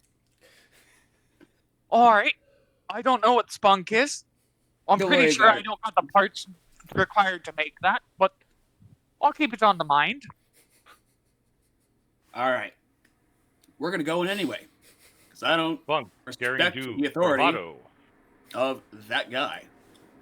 All right. As Wara turns and continues marching, I imagine. Let's go. Yep. All right. As you head into the forest, give me a search and listen check, everyone. Okay, search and listen. All right. Search. Can I do and spot instead of search? Sure. No. What? It'll just be a higher DC. Yeah, because it's a difference. For reference, search is an active, like you're looking for something. Spot is like, I'm just looking about to see if anything is sticking out. So you're not actively looking for something specific, which makes it harder to notice things specifically. Mm-hmm. Search and listen. I'll use my dice that has an eye in it. Okay. Spot, I failed. Yep. Looks like it didn't matter for the listen. Yeah, or the Yeah, search or and spot. listen, I have a 16. Got you. All right. Looks like so. We've got 14 search. Got you. Nat 20 on listen. Okay. Listen for 16. And then what was yours, Zurs? My search was a 19, and my listen is 26. Okay. The light sounds, all of you hear except for Wara, or sorry, rather, all of you do hear, including Wara, the light sounds of what, as if there are almost 100 or so suddenly screaming, crumps in the distance, popping up all around the entirety of this forest, as you kind of take a few steps into the thick ice trees, the sounds of screaming wind kind of blowing past. As you hear this, kind of listening in specifically Floor Snap and Azurus, you manage to catch the truth behind it. Both of you give me a will save in the background, real quick. That's what I like to hear. Not really, but, you know. Don't worry. Hey, Nat 20 for a 31! Both of you realize immediately you are hearing an illusion spell. Someone seems to have amplified the amount of creatures throughout the forest and distanced them. As you kind of focus your ears in a little bit more, you recognize there's about 25 actual individual sounds that are like individual stepping sounds that you hear.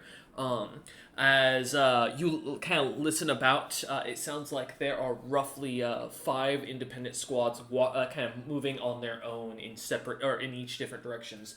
Doesn't seem to be like there's a coordination amongst their the way they're going. As you hear them going about, the light sounds of a screaming siren in the distance. If that picked up on my holy shit, that's SWAT. Oh fuck! Yeah, fuck yeah! Well, somebody's fucked. Oh, that's a third time. Yeah, Crump's being saved by SWAT man in the way. Oh, Sounded up police. yeah. No. But as you look about, as you look through the forest, we're not really catching anything and mostly being focused on the sounds of how so many sudden troops and the sounds of so many screaming Crumps. It kind of distracts you as you look about with concern that they duplicated this individual, and that is not something you want to have to live with, I imagine. But as you hear or suddenly notice that as you look about, you suddenly notice the multiples of these creatures running. It seems almost suddenly towards you as you all look about. Noticing that there are a couple of them rushing forward. One of these squads that seems to charge at first and being the closest to you lot seems to eye you immediately, and the furthest one in the front of the bog giants looks to have a small orange cat on it who is tied, screaming, and yelling with what looks to be some sort of purple-like ooze stuck to him. Are they bog giants? As you look on, they do look like bog giants to all who notice them, except for Wara.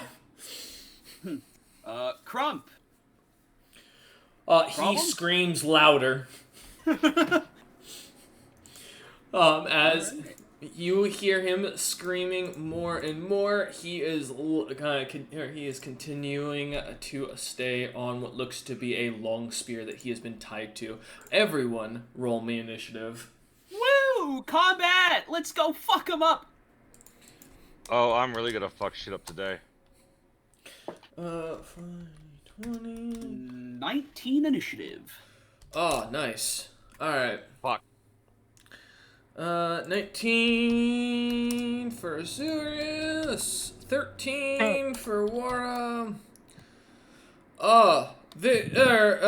May, your rolls tonight are hurting you. Oh, left and right now. Damn. I think it's just because I'm hungry. 8. Okay.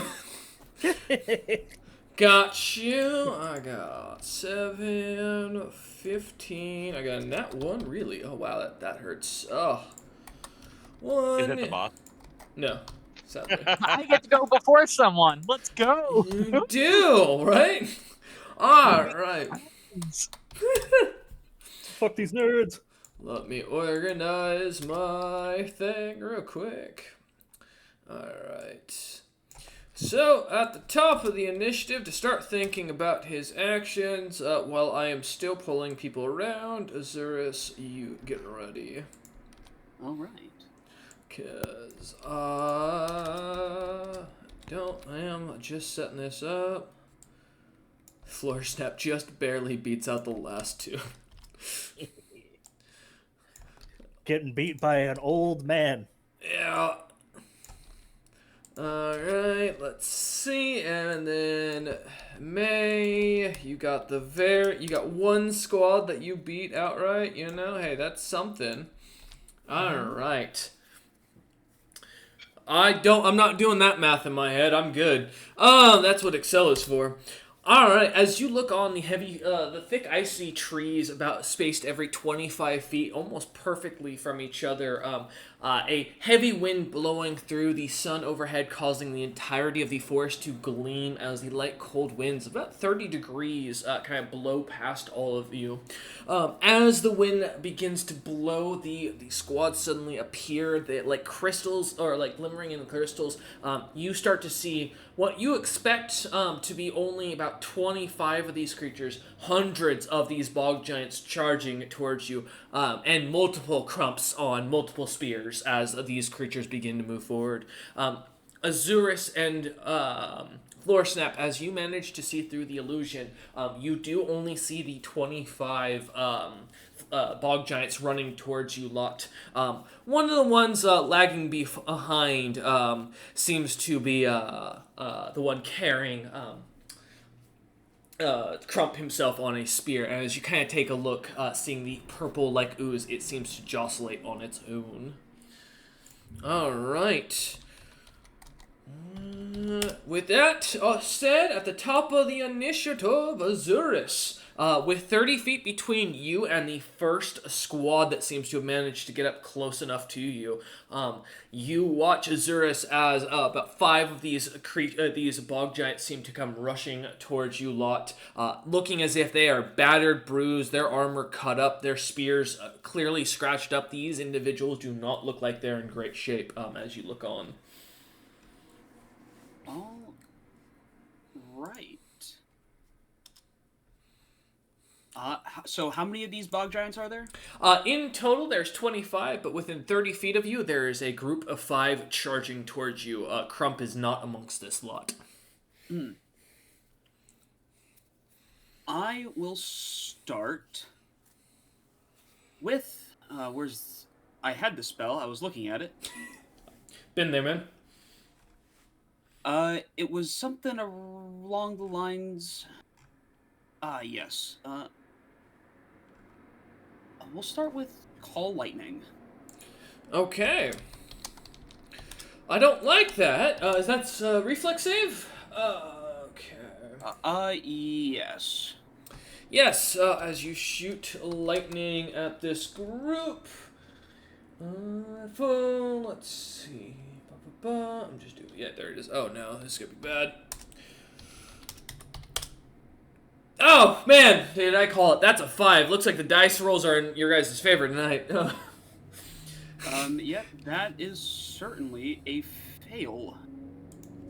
So we are, and question, so you said we are in a, what's the weather condition? It is clear skies. Although it is 30 degrees with a cold wind blowing through the forest. The trees overhead about 50 feet, causing a heavy ice-like canopy to not really let anything come through the top. The wind just kind of blows through the bottom of it. And you're roughly standing on what looks to be heavy, icy and snowy ground as you at your feet. That seems to be kind of slightly uneven, but it is not storming, sadly. So you wouldn't consider this like clouds and wind? Nope, it is just wind, sadly. Gotcha. Man, here I was like, man, maybe I can get 3d10 out of it, but nope. Sad. All right, so we are going to strike him with 3d6 of electricity damage. Let me get my d6s. As you hold out your hand and lightning begins to shoot out from it, kind of immediately as you whisper a quiet spell. This will be 11 lightning damage. 11. As the lightning strikes into the first 2 members of this squad, immediately it seems to fry through the creatures. As it does, singeing the last of the, or a third one as well, as it seems to spring off and lightly zap the creature. The Bogjack kind of holding its spear looks at you for a moment with a little bit of hesitation, the blood coming out of its mouth, and as it's catching its breath as it's running, kind of breathing heavily, the creature just almost looks up at you with surprise that you, and shock. No pun intended.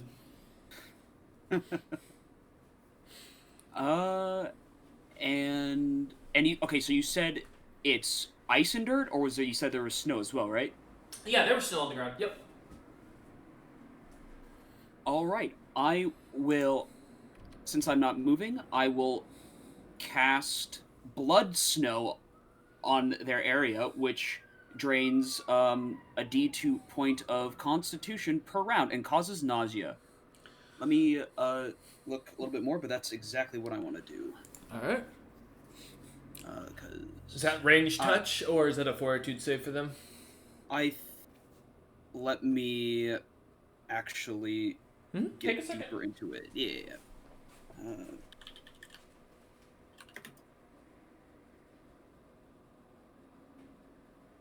Alright, looks like from what my favorite member, Lev, is saying, it is, Fortitude negates. So, Fortitude save.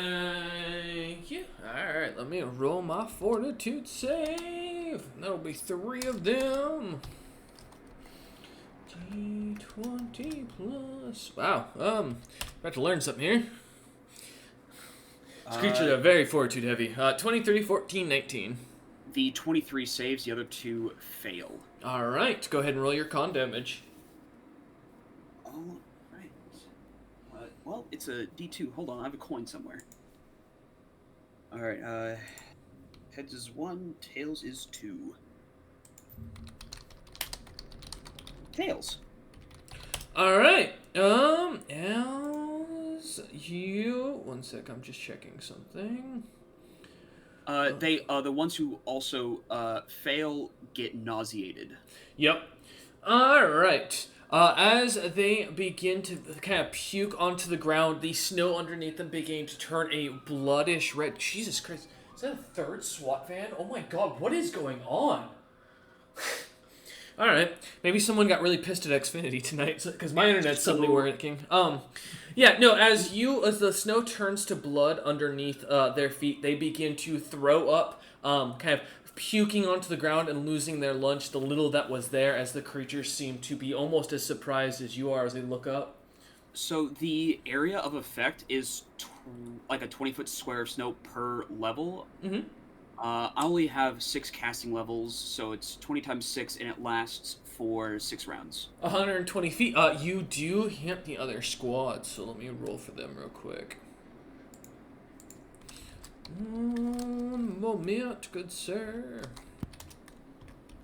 So yeah, the saving throw is 20. All right, as for one of them.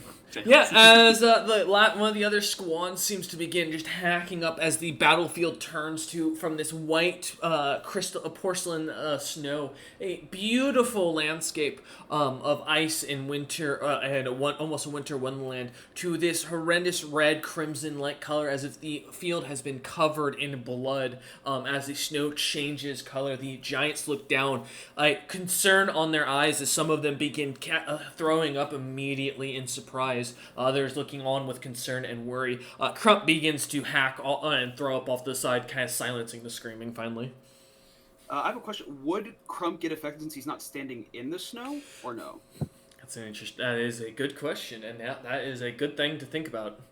Normally, if they are not making contact with the spell, they would not be affected, just for your own knowledge. Ooh, maybe Crump's not here at all. Who knows? Is that the end of your turn, Azurus? Yep. Those are my 2 spells. Alright. The squad you just shot with lightning, having only 3 of their members left, are going to bowl all 3 charge towards immediately Wara being the one at the front. And I use charge, not like actual charge, I just mean they generally rush towards you. 14,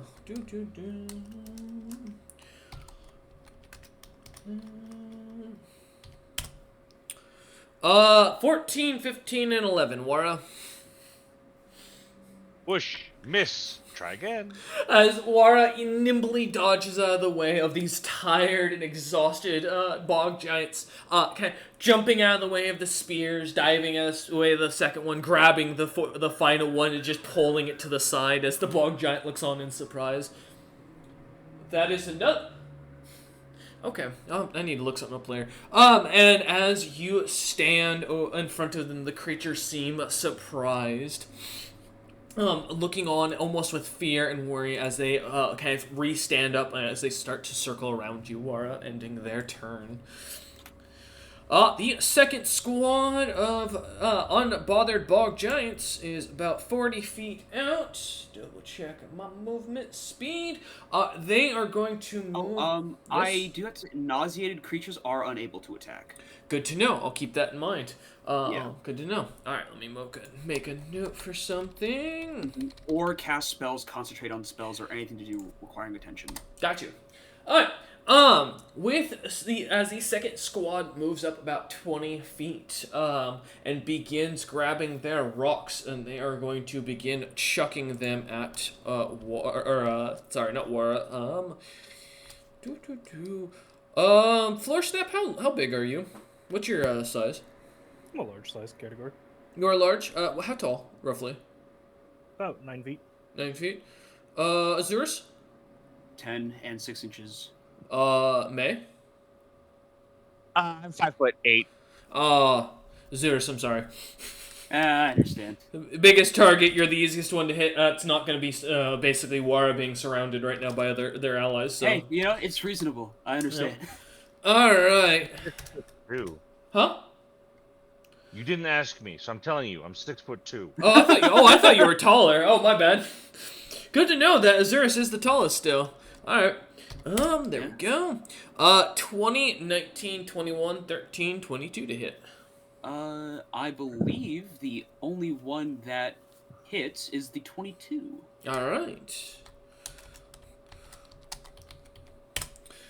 You take 5 points of bludgeoning damage as rocks just come flying at you left and right as the bog giants seem to stop kind of putting their spears down or dropping their spears on the ground and just begin chucking the rocks in their other hands at you. About 4 of them kind of landing all to the side of you until as you look on with a bit of a smile for a moment, realizing these creatures aren't going to hit you as the 5th one finally lightly taps you on the head as you kind of feel a little bump coming in. God. As you kind of look on, the giant seems to smile, and kind of the others seem to cheer him on as they end their turn. I'm definitely looking at that specific giant now. He's going to get my next round of Call Lightning. That particular giant grows about a half inch. You're right. Alright, as that ends that squad's turn, Wara, you're up. Okay, so I'm surrounded by 3 bog giants. Uh-huh. How far away is the first squad after that? About 20 feet in front of that. How would drinking a potion take my action? Technically, no. I don't. Well, let me double check something. 'Cause that's Usually is. That is an interesting question because I don't remember that change or if that was a change. Yeah, it is. Yes. It would take an action. Okay, but since I'm not doing movement and I have 2 attacks. Yep.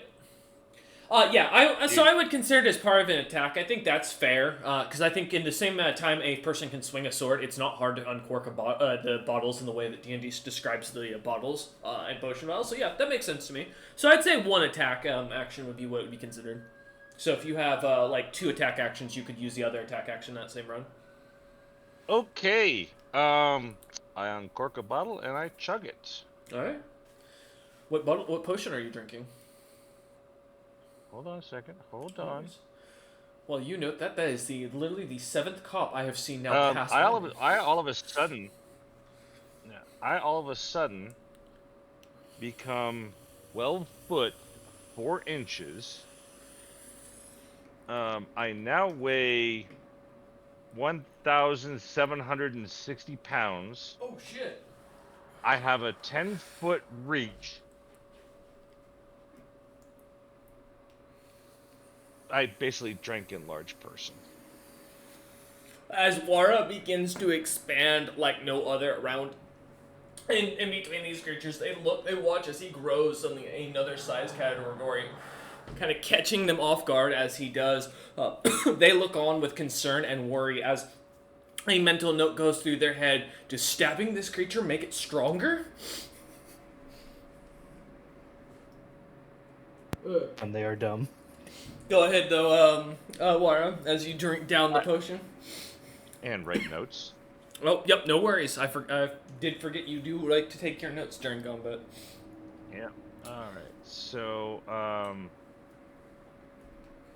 since I'm not moving from the spot, I could use that as another action, correct? Yes, you get 2 actions, basically, if you don't use your movement. Yeah, correct. Okay, let's see. I'm gonna swing at the first guy. Oh, no.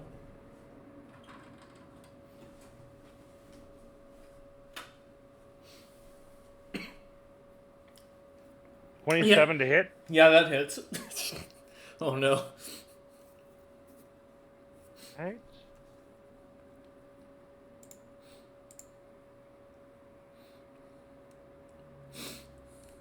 13 points of damage. You cleanly cut his head off in a single blow. Great Cleave takes action. Yep.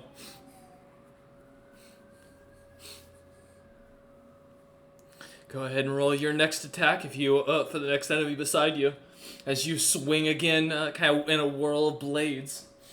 32 to hit. That hits. Oh my god! Yeah.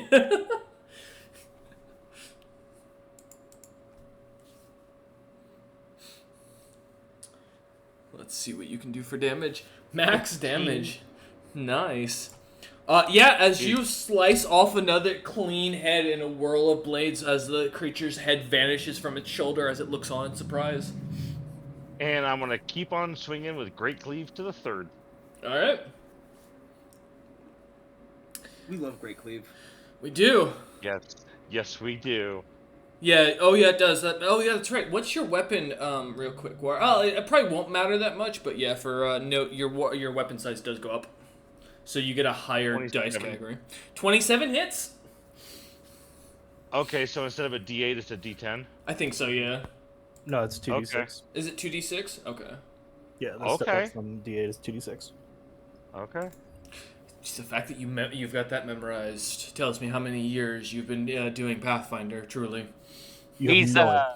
13 points of damage. As you lop the third head off the other bog giant, managing to remove the crew or this first squad cleanly in a single round. As each of their heads goes flying off one by one.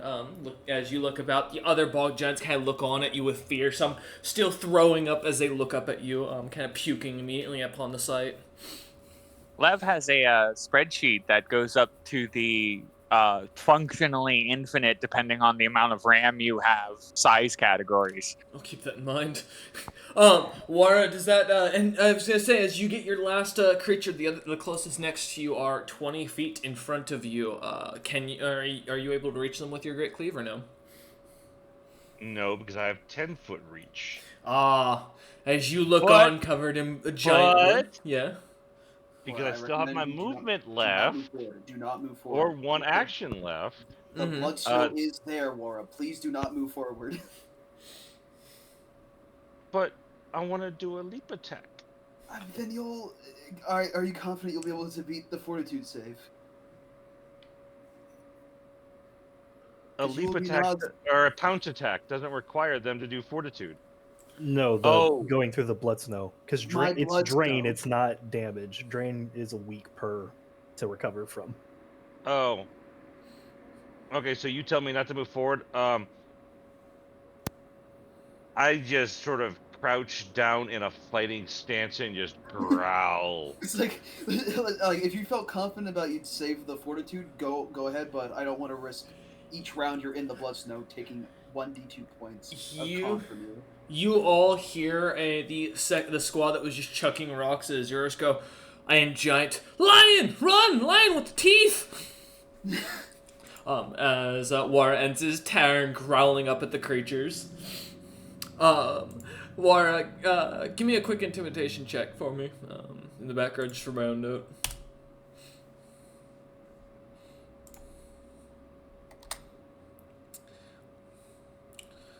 And this is a regular intimidation. As you growl out, kind of watching the creature's eyes to see what happens, none of them immediately turn to run, but you do see them pause in their step.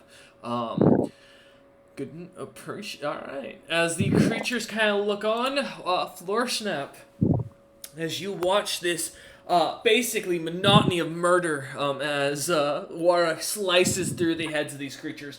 It's almost like you're back in your hometown. Good show. Good show. I call out to the creatures. Do you bow? Do you say this in common? Yeah. Or say it in giant. I know giant. The giants seem to yell back at you a bunch of profanities, some through puking, others through as they continue to windedly run towards you guys. Ugh, they're lost. I need two of them to make just roll their grapple check. It's a combat maneuver. Ooh! I don't like that. Hold up. I'll go with the back two and just slam them into the front.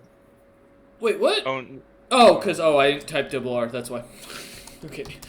It's like, wait, what? I rolled a 2? How? Mathematically, with a 7. I'll take the 2. Oh, Can nice. I go back? Can we... Do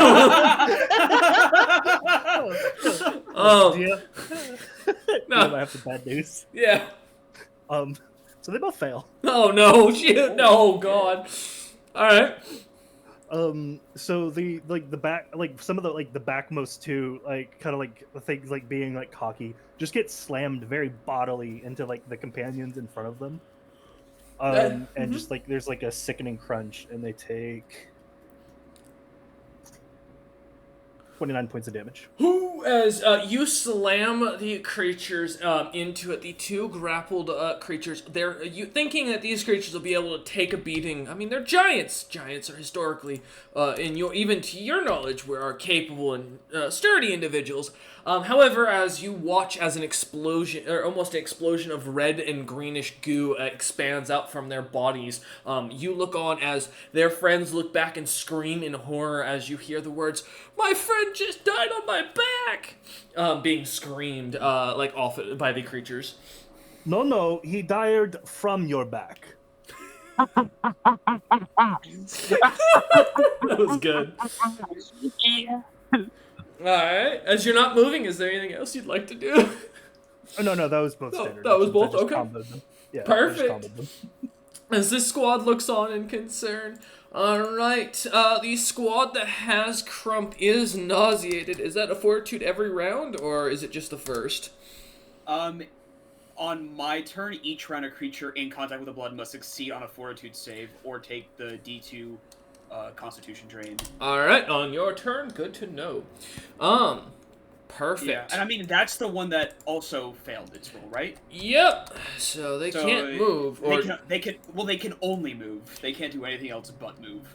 oh, perfect. The one with Crump is going to shove his spear in the ground, and shove Crump's face into the ground as well. That's unfortunate. As you hear more muffled cries coming from that grouping. In between vomiting, the group is going to charge forward another, their full 30 feet to get up right next to the bog giants that were just throwing rocks and just lost 2 of their compatriots to being exploded. Out on their backs, which is not a phrase I think as a DM I figured I'd ever have to say as in my career. That's a new one on me. I gave them the most legendary of backshot. No, god damn it. Alright, ending their turn. Squad, or the 5th squad is going to, having managed to save, they're going to charge forward 30 feet. What is my throwing range? 120 feet, cool. Perfect. And they are going to, with about 50 feet between them and the party, they're just going to focus Wara, since he just annihilated, their friends. I did a single swing of my sword and chopped 3 of their heads off. I know, that's why they're throwing rocks at you in fear. 14, 8, 22, 7. I know the 7 misses. You want the good news or the bad news? I didn't hit a single hit, did I? Good news. They all get the same answer. Hey, better news. I didn't naturally nat 1 again. Alright, as you manage to easily kind of catching many of the rocks in the air as they come flying at you, kind of setting them down on the ground as you finish, or as you get each one. The giants look on at you with irritation in their eyes, as they seem to kind of like lightly almost look like they're about to puke as they dry heave for a second, kind of holding it back. After they throw the rocks, I yell at them, "Come at me!" They seem to acknowledge and seem to aggressively be just shouting slurs in giant about lions. Not really understanding what you are. As they end their turn, May, you are up. About how many of them could I get in a 60-foot cone-shaped burst? All of if them I currently. Oh, neat. I'm gonna hit all of them in a 60-foot cone-shaped burst. So this is my big spell. So we get to play. How many is that? That will be, let's see, 5, 10, 15, 13. I have a question. Is Crump in this cone as well? It will hit Crump as well as the thing on Crump, so make that 15. Oh, please don't hurt Crump. I beg of you. I apologize if bad things happen to Crump. He does get a save against it, and it is a magical effect. Oh, well, that's good. Okay, what's the save? It depends on what I roll on this. Oh god, I hope it's willpower. If it's not, I'm gonna be very sorry for you in a minute, Azurus. Because Crump is very built for one way and one way only. Okay, hold on a second. I have to roll. Take your time. Okay, for number 1, 2, 3, 4, 5, 6. For number 6, 8, and 9. They get hit with 2 rays. Everyone else only gets hit by 1. Okay. 6, 8, and 9. So 6, 8, and 9 get this. So RR. 3. 2d7. Okay. Give me a All right. second. All right. Now, the first person Mm-hmm. to give me a will save, the first target, or they are permanently insane, and the DC is 17 plus my charisma modifier, so 19. The DC 19. All right, 1 second. I'm just tracking my notes here real quick. Okay. All right, let me see. So will saves? For the first one. Okay. The I- third. Number 1 has to do a will save. Number 2 4? has to do a reflex. Okay, well, he's insane permanently. 15. He just goes absolutely batshit. Hold on a second. Mm-hmm. Number two has to do a reflex save or take 20 points of fire damage reflex half. That is 15 for the reflex. Okay, cool. And number 3 also has to give a will save. Or go permanently insane. Gotcha. Okay. He is permanently insane. I think I have to roll nat 20 to succeed here. Oh, that's terrible. Number 4 got a 4. He has to make a fortitude save. Oh no. 25. Oh, nice. He passed. He only takes a d6 of Constitution damage instead of dying instantly. Okay. He takes 6 Constitution damage. Okay.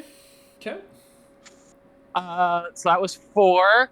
Number 5 got a 7, which is he has to make a will save, or he gets sent to another random plane of existence.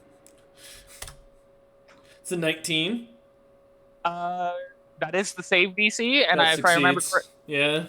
okay, so he's very lucky. Just meeting barely. And then we come to our first guy, which is number 6, who needs to give a will save and a reflex save.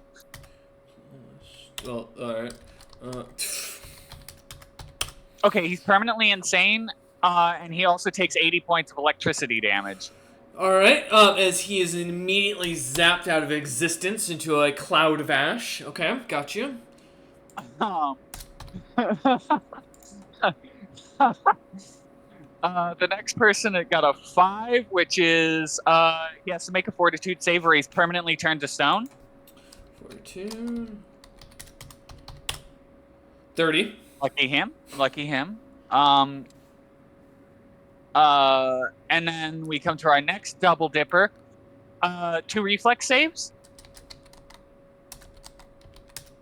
Give me a second. Okay. 22 and 17, not 22, so auto success, I believe. Okay, so he takes 10 points of fire damage and then 40 points of acid damage. As he burns away to nothing. Almost immediately igniting into a flame, and with liquid kind of melting what little smoke and ash was left of him. And this next guy has to make 2 will saves. Okay. The only one I need to know about is the last 2 specifically.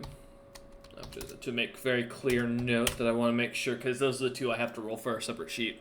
17 and 7. He goes permanently insane, and then he is sent to another random plane. Okay. Good to know. Alright. As he vanishes into basically nothingness, almost in a gleam of light. And then I need 3 will saves, because the next 3 are all the same one. Alright. Oh no. The last 2 are horrible. 21, 5, and 19. Oh, good. Only the one who rolled a 5 is permanently insane. Okay. And then the last of the random giants has to give a will save or permanently be sent to a random plane of existence. Alright, this is the third one from the last then for the rolls, because I need to make sure for Crumpet and the other creature. Okay. There's another effect to this, but I don't know if it's going to come into play or not. Give me a sec, that's not actually it. There we go. 17. Okay, he goes to another plane of existence. God damn. Oh, also, just so that we're clear, any creature that has less than 8 hit die is automatically blinded for 2d4 rounds. Funny you mentioned that. None of these creatures have less than 8 hit die. Okay, it's just important to know. Except for Crump, but I assume as he's an ally. I can't differentiate targets, and then the last two have to make Oh. fortitude saves versus a poison effect. It is a poison effect. One is immune to poison, or the creature is immune to poison, and then for Crump, unfortunately, he's not. So you said fortitude? Oh shit, I'm sorry. If I remember correctly, he is resistant to poison. Yeah, but that's a 7. Yeah, Oh, but didn't he's he get an advantage on the roll? No, I don't think so. He just immediately dies from the poison. Wait, what? Wait, what poison Four is this? 4 is poison, kills, fortitude partial, take 1d6 points of con damage instead.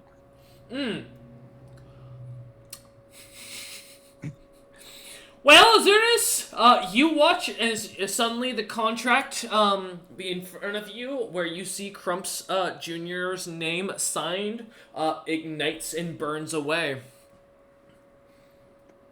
Fuck. Rolls.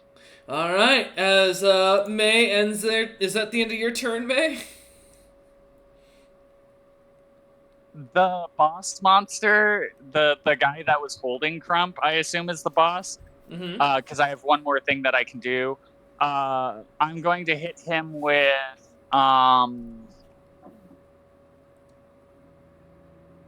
let me make sure that I have it. Oh yeah. First off, he automatically takes 2d6 fire damage, and then he needs to give me a will save. Or wait, let me make sure it's a will save. What's the 2d6 fire from, to make clear? I'm using my gaze attack, so I fire eye beams gotcha. at him. Isn't that ranged touch? Yeah, because it's like a beholder. It's a ranged touch attack, so you still have to roll to hit. It's not an auto hit. It's not? No, gaze Okay. doesn't. Gaze does not auto hit because, like beholders in 3.5, might be different Pathfinder. I'm not sure, but I know 3.5 rules. Gazes are also all range touch.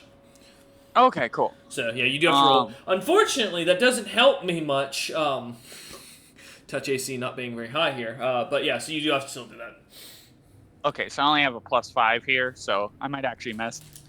16 versus touch. No, that hits. That hits. Okay, and then he has to do a. Oh, it's a DC.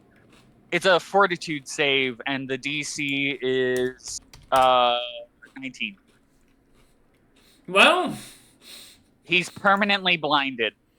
he's also dead as he ignites into flame. From the fire enveloping him from your gaze, almost burning his eyes out as it does, as he screams and falls to the ground, completely dead and unmoving. His skull is still slightly smoking in the snow. Yeah. So my first action is to immediately brighten everything to such a high sheen in a Capness blast of colors that literal pandemonium seems to explode amongst the enemy's ranks, and then I fire an eye laser that also brightens everything to an insane degree and sets the guy on fire and kills him. As you look around, mate, you see you have an audience of people oohing and awing in the background as they watch on with interest. As you kind of look on the battlefield, many of the giants gone, now only seeing about 9 of these creatures still standing, many of them looking as if their eyes are spinning, their minds kind of almost completely gone, as they seem to snort and roar like beasts charging at anything that comes near them as you end your turn. Reducing the numbers from almost 23 down to 9. The squad at the very back is going to finally charge forward, having only one member that is not gone insane, and with the only driven order that they were given to them last, they are going to go after Azurus with their rocks. I thought they would try and throw their rocks at me. They're going after the largest target they can no. see, and that is a 10 and a 16 against Azurus. They miss. As they both miss, the rocks going flying wide, the creatures hooting and hollering as they growl and roar. I was not expecting to kill Crump. I'm sorry. Since Crump's Really? dead, They were all together. well, the creature that was laying on Crump is gonna slowly crawl off. And what's the movement speed? Alright, cool. It is going to go ahead and roll for its one thing. Also, for the insanity effects, it's listed here. Thank you. So there's a D100 percentage roll to like. Yep, no, I'm familiar. I love Insanity. It's one of my favorite mechanics to play with in 5th edition, and my players hated me for it. So, nope, you're good. With that, the ooze-like creature disappears into the bloody snow, vanishing.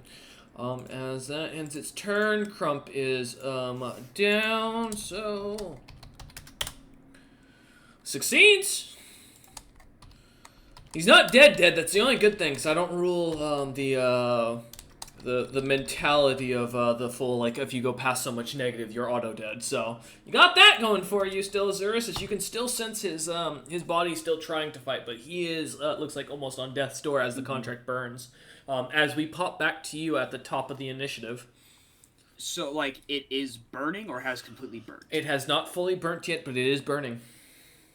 Alright. I'm going to... How far away is Crump from me? About 60 feet into the blood snow. And don't forget, all creatures in that area are taking damage. Oh yeah, roll your thing. That's right. Yeah, they all gotta make fortitude saves.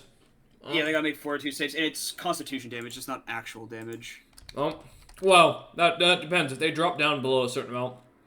That's fair. 9, okay. 9. You know, I hope you don't really need me to voice my concern. I told you that's my guy, and you guys shot him. So my lowest roll was an 18. Yeah, it's anything below a 20. 20 Okay, so 20 everything else but succeeds, but the one okay. So let me for that guy. I'll flip the coin. 1 con drain, and they're nauseated. Okay. Yeah. To be fair to me, I saw multiple Crumps at one point. So I assumed that they're like. Alright, Azurus, as you watch as one of the creatures seems to start to throw up, the rest seem to kind of be making strange animal noises and whooping and hollering as they seem to continue moving forward. What do you want to do? Well, I've got many more rounds of Call Lightning. So we're going... I need to save Crump. He's the only one that matters to me out of anybody right now. I mean, you are slightly floating off the ground still, so... Yeah, I'm not worried about my area, because since I will not be touching the snow myself. What's the plan? Because I only have 40 movement speed, so I'm trying to see if I have any. You can use I think it's a full action to run, which gives you ×3 or ×4 depending on your weight load. I'm trying to figure out if I have any kind of ranged healing, because I want to try to get him back up this round instead of potentially losing him. You have a health potion to throw? What's up? My headphones are screaming at me. My battery's low. You should charge those. I said, did you have any health potions that you can throw? I don't think I did. Let What me. is Xerxes' initiative account? 19. Oh, you're 19. Okay, never mind then. Yeah, we're at the top. Yeah. Was potentially going to talk like if we were closer in initiative, but it sounds a little far-fetched. Actually, am I the next one in initiative? After the squad 2, yeah. That have been pelting you guys in rocks about 20 feet from Azurus, yeah. Am I allowed to say anything? If you want to, I'm fine with that, yeah. Captain, I'll get him. All right. If that's the case, Should probably clarify who you're getting to be specified here. I'll get Crump. Okay. Clear a path. I will, because actually, is Blood Snow concentration? Because I don't think it is. No, but you can dismiss a spell effect as a standard action. Mm-hmm. Okay, cool. All right, so I'll dismiss Blood Snow. Okay. And the snow goes back to its whitish color, the blood kind of vanishing from it. And then I will do another Call Lightning. No. Oh, look. Snow No. is white and green. Don't use my spell against me. This is fucked up. This is child abuse. Reflex, please. Yeah, I hate you. I'm familiar, trust me. There we go. Oh, shit. I typed too many R's, 1 sec. Fuck me, wow, really? that's fun. Oh, god damn. I mean, hey, at least damage doesn't get added when you fail a save. Right. So that's nice. Yeah, true. Alright. So, 3d10. No, Oh. 3d6. My apologies. No. I saw the highlighted number and I was like, oh, it's not that one. It's the 3d6 one. I'm like, oh fuck. Wait. That is 12 damage of lightning. As you watch the squad that was throwing rocks at you almost ignite in lightning, 2 of them drop immediately while the last, slightly twitching, still stands up, whooping and hollering at you as it looks at you as if it is unbothered and unfazed. That is it for me. Alright. As that ends your turn, that group's dead. That creature is up, and it is going to charge Wara as he is the closest to it. Sorry, was that out loud? Yes. Excuse me. Oh no, we're good. Alright. Just double checking my thing here. Okay. Whew. The creature is going to charge you, as it doesn't have any better sense to it, unfortunately. So it is going to follow the one thing it was doing last. There's a... Oh, sorry. Add a... Give me a minute. It's not a 2, don't worry. Or, it's not a 4. You know what? I'd rather just keep the 4, because that's only 10. It rolled a 4 to attack. It rolled a 2 plus 8.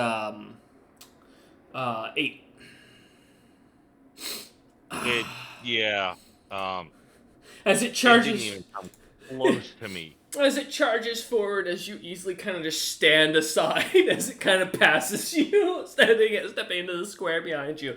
The creature, having failed... Actually, that gives me an attack of opportunity, doesn't it? Having failed its thing, let me double check. If after moving, make charge. No, it just gives them a -2 on their AC. The creature kind of stands up, turns around, looks at you, looks very confused, and ends its turn because it can't do anything else. Wara, you're up as this giant just brought itself basically next to you.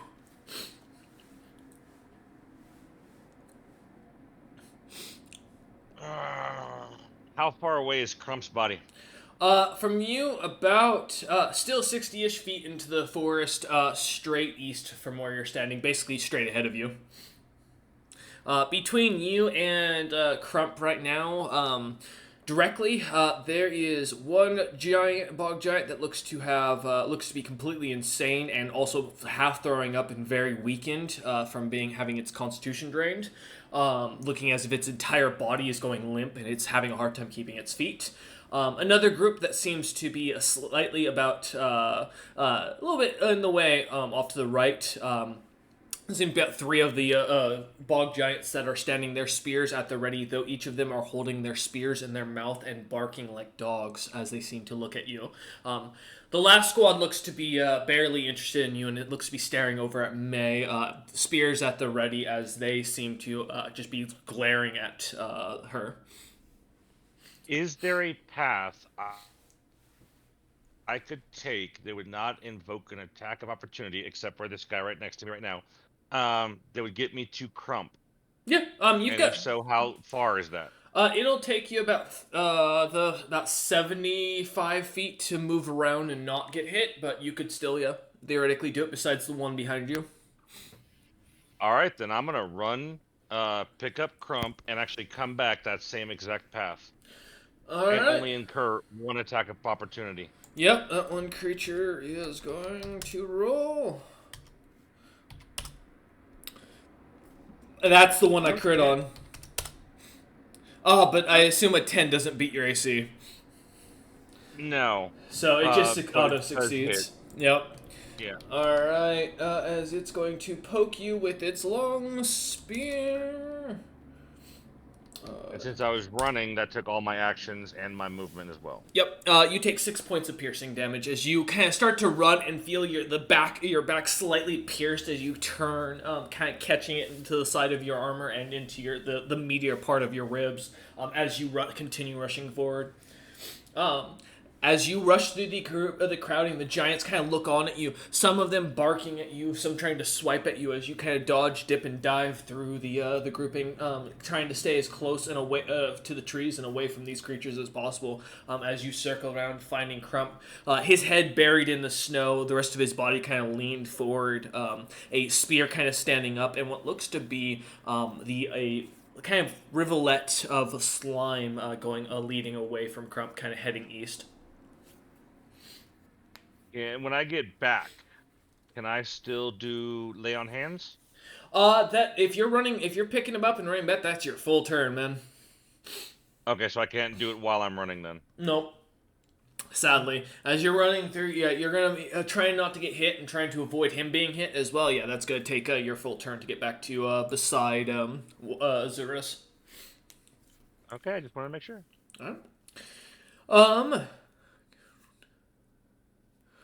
You could, yes. That is a good point. I don't know if he has the movement speed without run though, because the reason he's using run is to go there and back. I don't think he has 75 movement speed otherwise.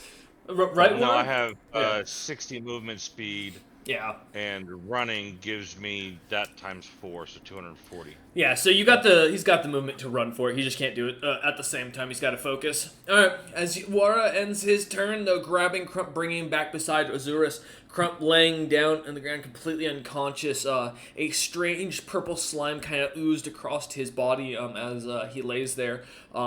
Floor Snap, you're up as you see these giants at about roughly between 20 to 40 feet from you, in front of you. Most of them seemingly looking over at Wara, except for one smaller squad off to the right that seems to be staring over at May.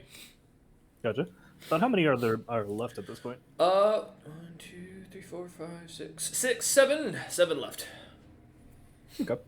Well, I was gonna yoink Crunk. Or that's name isn't Crunk. What the fuck? Crump, yeah, not Crunk. Sadly. Okay. Yeah, I was gonna yoink Crump, but that's no longer necessary. So, what are the heaviest objects that are within, say, 250 pounds that I could yeet? There are a bunch of small giant children behind you. There's the 3 giant heads on the ground that I chopped off. There's giant heads. There's some rocks that have been pelted around that each weigh roughly around 150 pounds. And then there's chunks of the wall that you could also grab. Oh. Well, they have aided and abetted in their own ass whooping. You're gonna use their own rocks against them that they were throwing at Azurus who's standing next to you. Yep. Oh no.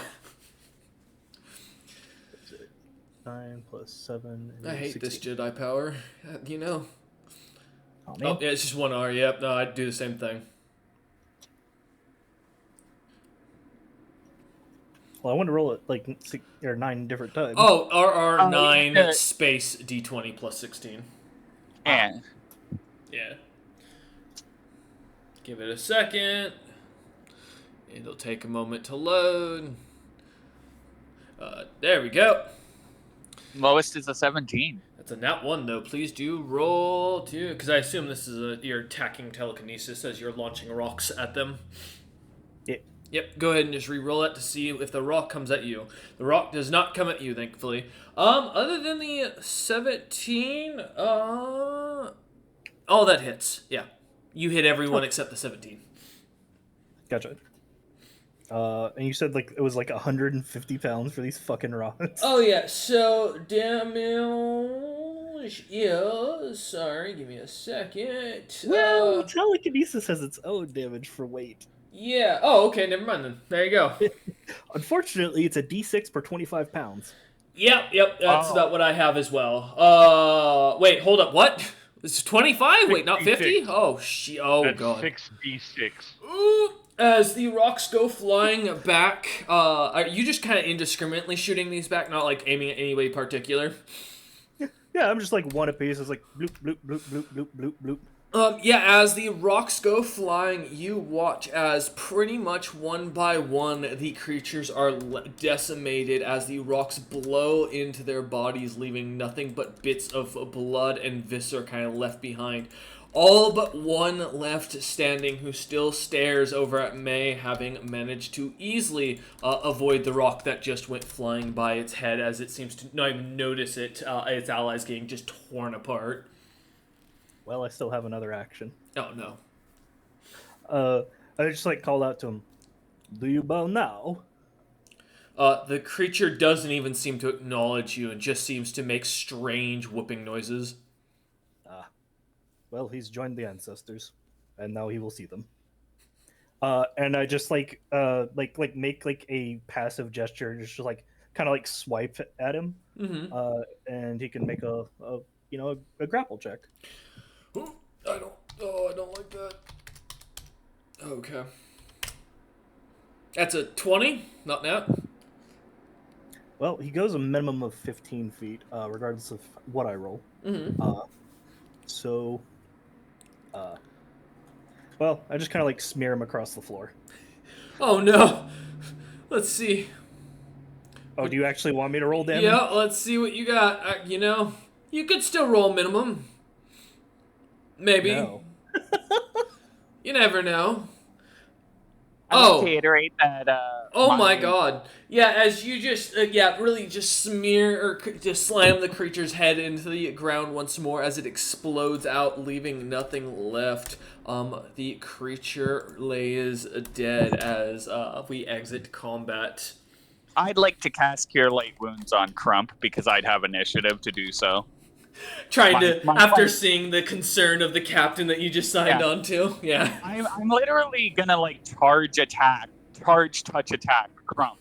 It was my goal because I could have made it to him and done that in a single action. I mean, you and I typically lay on hands. Yeah. That's another 4 points. Yep. All right. Yeah. Lay on hands as well, but it doesn't do anything. It's just I touch him. And I also cure disease. Okay. Appreciate that. Okay. It would be poison if you have Cure Poison. Gotcha. What's up? Go ahead, Azurus. I was gonna ask about, does the poison that you did during the fight have any like lingering effects, or is it just like a one and done deal? It's a one and done. Okay, because I was wondering if I would have to do like a neutralized poison or anything like that. No, it's literally, if you fail, you die to a poison effect. If you pass, you take a d6 Constitution damage. I will say, as Wara does cast Remove Disease on him, you do see a strange purple-like liquid pull itself out of the lungs of Crump and fall to the ground, and then wiggle away like a small ooze-like thing. You're welcome. I'm gonna start blasting it with Eldritch Blast, just pew pew pew pew pew pew until it stops moving. I mean, it's got an AC of 27. If you want to take a shot, you can feel free. I can always roll a natural 20. It'd be funny. Can I cast Desiccate on it? As half the party just turns and starts casting. Sure, why not? Don't hit, sadly. What's Desiccate? Yeah, you almost crit. So Desiccate. Because I think that's just a save. I don't think that's a touch spell.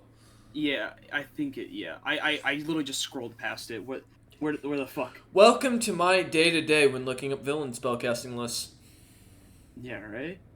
Can I just jump ah, on the yeah. thing? I'm way over 1,000 pounds. That's true. Well, if they don't kill it, I'll give you the shot. Yeah. Or I mean, it's an ooze, so it'd be I resistant to need bludgeoning. that's true. Yeah. a fortitude save. Fortitude. All right.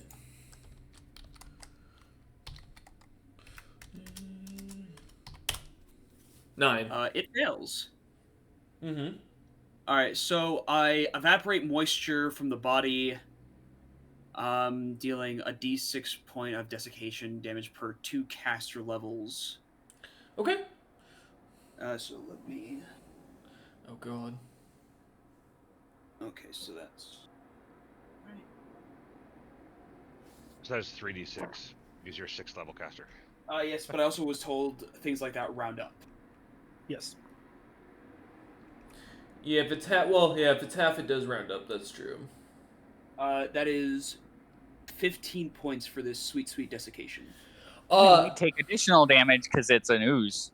The ooze seems unfazed as it continues wiggling on as you shoot out this blackened beam that seems to kind of cause the creature for a moment to pause, enveloped in this strange light. And then as it begins to crack away, the creature just continues to wiggle. As Wara, yeah, go ahead and give me an attack, Wara, since you want to try after them. All right, can someone do a 1d20 plus 15 for me, please? Yeah, I got I'm you. outside smoking. 27. That's a hit. That is a hit. That hits exactly. All right, you're gonna do. Let's see. Damage increases. That's be 2d8 plus 14 damage. Okay. That was 2d6, but no worries. No, it's 2d8 because I'm a size larger. Oh, that's right, because you also... Yeah, yep, you're right. As you slam into the creature, you manage to tear into it, kind of slamming hard into it. You flatten it against the ground, into a thick pasted like pancake. As almost the boot of your foot is created in the form of it, like Play-Doh or moon sand for those who are younger. As you kind of step away and kind of wipe your foot off of you in the dirt, the creature seems to kind of roll up and kind of seems to just lay there motionless as you realize it is dead.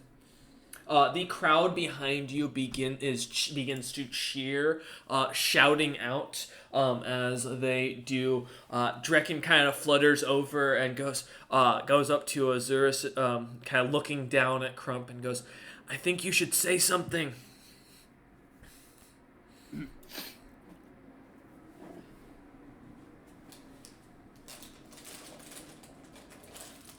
As Azurus gathers his thoughts for a second, thinking of what to say. No. Oh.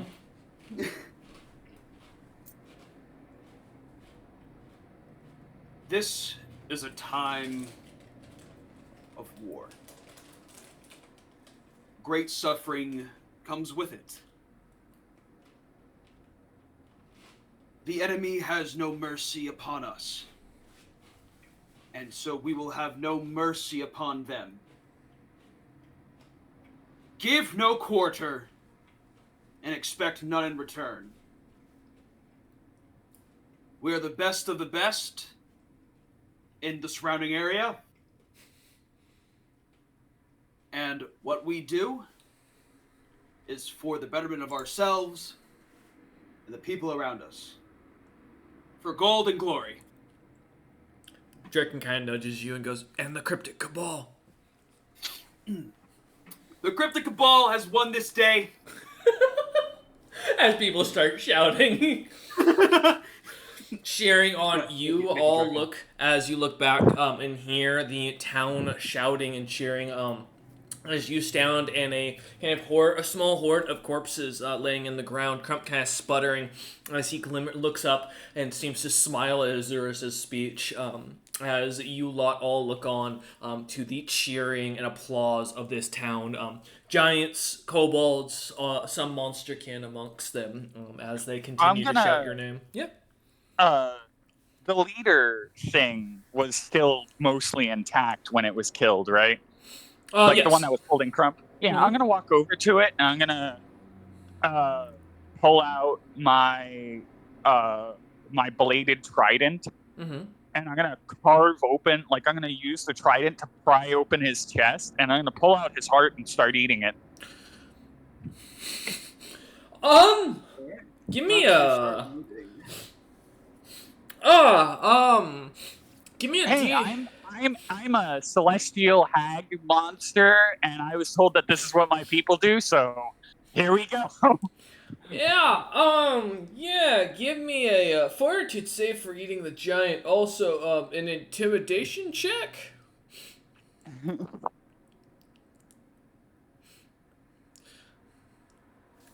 Hey, look, it's Equest, but a hag. I think, unfortunately, Mehel, which I'm still not getting that anytime soon, or capably, you know, they do eat people, but they don't got a Sieko around, unfortunately.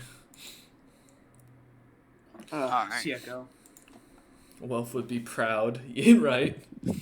19 on the fortitude save, and then the intimidation check is not going to be great because, like, I'm not. I mean, I might get modifiers, but hey.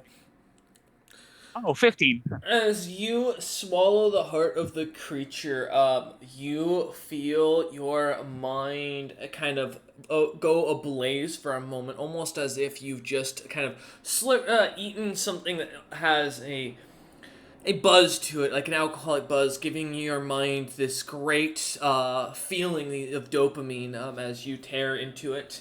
The creature does not seem to look up at you, as its eyes still lay lifeless, staring off into the distance as you begin to eat.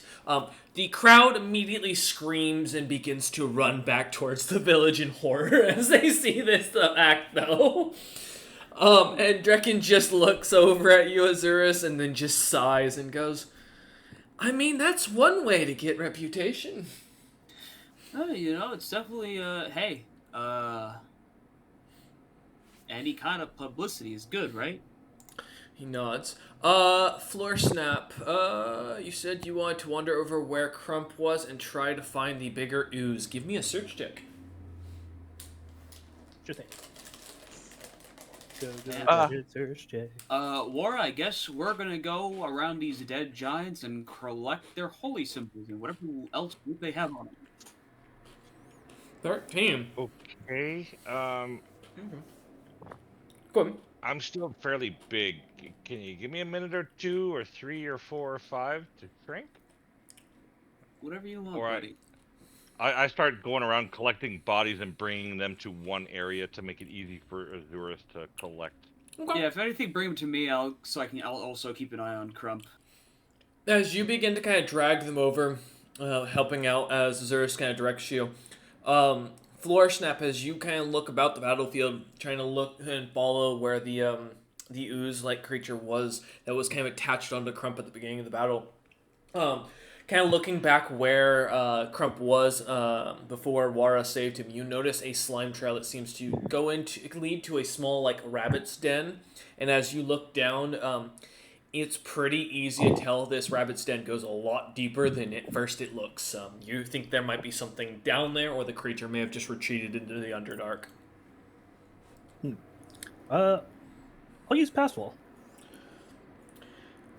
Wait a minute. And just like Forgot about this. Wait, hold up. No, wait. Oh, god damn it. Was this a spell? Yeah, it's that spell. Mm-hmm. Forgot. Oh, it's 10 feet deep, too. Okay, perfect. Alright. As you cast this, creating a door underneath your feet, are you just trying to step through, or? yeah, like open it up and like to check on what's down there. As you open it up, looking down, you see what looks to be a large hole going far deep into the ground. As you kind of peek your eyes about, there seems to be a glimmer of something large at the very bottom of it that looks to be almost colossal in size, though you'd guess it to be almost about 70 or so feet beneath the surface. Based on what I can see of it, like what color is it? It looks to be. Let me pull up my note here. Black and inky.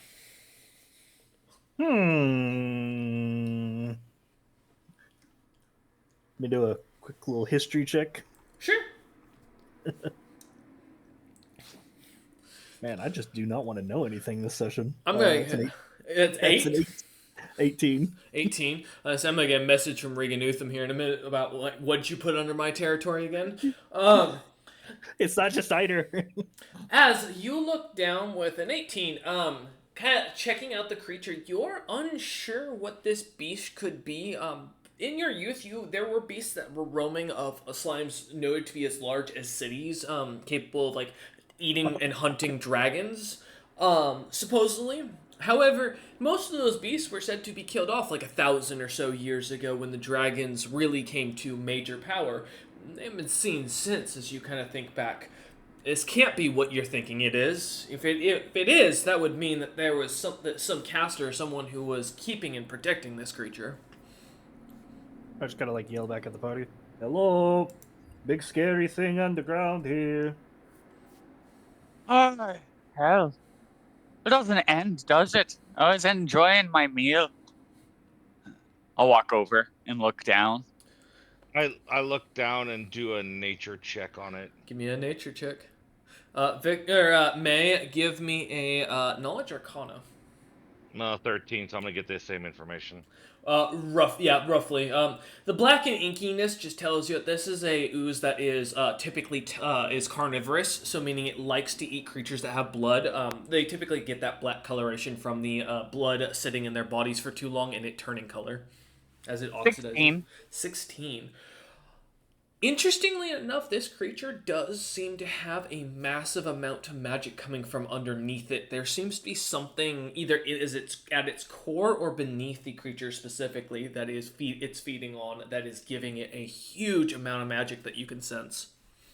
Oh, it's feeding on some kind of magical presence, or, it has a lot of magic flowing through it. It probably just ate some sort of colossal magical creature, perhaps. I don't know. Some big fucking thing, really. I want to do detect alignment on it. Oh. Yeah, as you detect alignment, this creature is, well, actually, is that a roll? Or let me check. Hold on. Yeah, we made it a roll, so Yep. I find out if it is evil, good, lawful, or unlawful. Good, lawful. Oh, it's a cone-shaped emanation of up to 60 feet. Yeah. Mine's actually discern alignment is what mine is. Yeah, he's got I had a unique setup for him. It's based on his monstrous race. It is not chaotic, good, lawful, or evil. It's true neutral? It's an animal. I answered your question. No. You have to give me... Yes, because we correct. wrote down evil or good as a description. Yep. Correct. Okay, this so creature is neither evil nor good. This creature is true neutral. Good nor lawful. Nor chaotic nor evil. Okay, I'm gonna share that information. Yeah, it makes sense. They're eating machines, usually. Oh, so you can just tell that about someone just by looking at them? Oh, what does it say about me? Choose. I smile. If I can, if I so choose to detect, as I cast discern alignment on Malel. I'm neutral evil.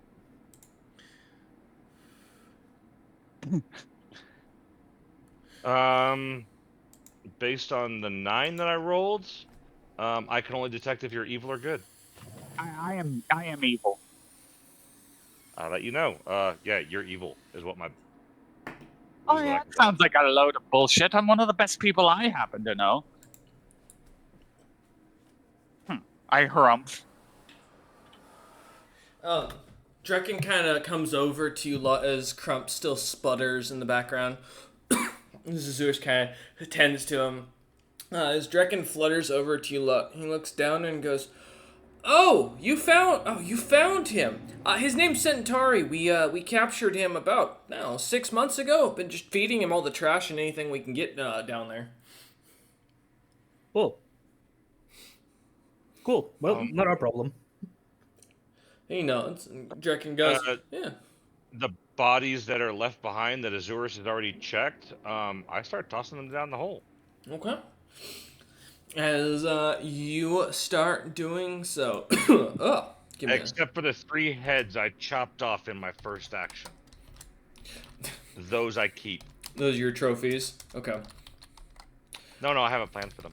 Yeah, as you kind of keeping those trophies and kind of stripping the bodies of anything of value as you begin kind of tossing them down, letting them keep their britches to avoid any unseemliness as the villagers go about their deeds. Many of the villagers seemingly staying away from the outer wall now, thanks to May and her fine dining.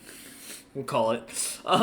As you begin to one by one throw them down, kind of checking the bodies of the creature as it seems to begin to glow and almost like a heartbeat seems to absorb the piece of the creatures in, kind of signaling up to you as Drekken watches and looks over at you, Warren, goes, I think that means thank you, or I enjoy the meal. It could also just mean that the creature is satisfied by being fed. I couldn't tell you. Either I way, have to- it's a good thing. I have to wonder about the efficacy of feeding that thing. Isn't it just gonna get stronger? Well, Regan Utham mentioned we need to get rid of the beholders in the Underdark, and this creature managed to kill 2 beholders on its own. I've decided, since it doesn't seem to have an interest in eating any of the villagers for the time being, I don't see a problem with it. And usually he doesn't stay this close to town. I mean, normally he goes through the holes in the ground towards King's End, but he likes to stay around these parts a lot. Or more recently, I've noticed. So, and this hole was right underneath the pink slime. Where it was purplish. It was a purple slime as well. Just to note, that you guys saw that was on Crump's face. So, just ask the question. Why did it have one of its minions infect a little orange fucker with something that what made him more attracted to poison things? Probably was an easy meal, or the bog giants were sleeping and didn't pay attention. Probably thought it was a glob of poison or something like that laying on his face. I mean, bog giants do typically fight with poison, so I guess that's my understanding. Creature could be smart enough, but I just don't. I haven't seen it steal anything or eat any of the villagers, so I can't assume that it's dangerous.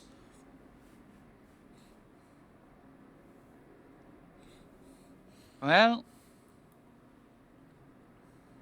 I clap the guy on the shoulder, I look him in the eyes, and then I say, does not sound like my problem. Good luck. And I then pat him on the head and turn around and finish the heart and leave. All right. Yeah, are you just heading back towards the inn? Or are you going back over? Oh, good. I've already eaten, so I'm just rejoining the group. Okay. As a whole. Go join back over where Zurus and Crump are kind of. Where Zurus is kneeling with Crump now, laying on his or laying his head on his knee on Zurus's knees, looking up or thighs, looking up at him, seemingly smiling. Have 5.5 minutes passed? By the time you've managed to pull the bodies, I'd say about that roughly. Okay, I shrink back to my normal size. As you shrink back down, I assume floor snap closing the door. I might watch it for a little bit, like television. And the 3 heads I took, I find the nearest path that leads to the gate, and I put the heads facing away from the gate into the woods on the path. Okay. Just finding little sticks to kind of position them onto. Nope. I place them on the ground. Oh, that's creepy. Okay. As you leave your little head landmines, kind of heading in that, looking into the direction of the forest and where people are kind of coming in from. Yeah. All right. kind of setting them up and glancing about, making sure there's nothing else. Snap kind of watching the creature feed for a few more minutes on the last of the bodies until they finally disappear beneath the blacky inkness. The creature seemingly begins to sink into the ground, and Snap, give me a spot check.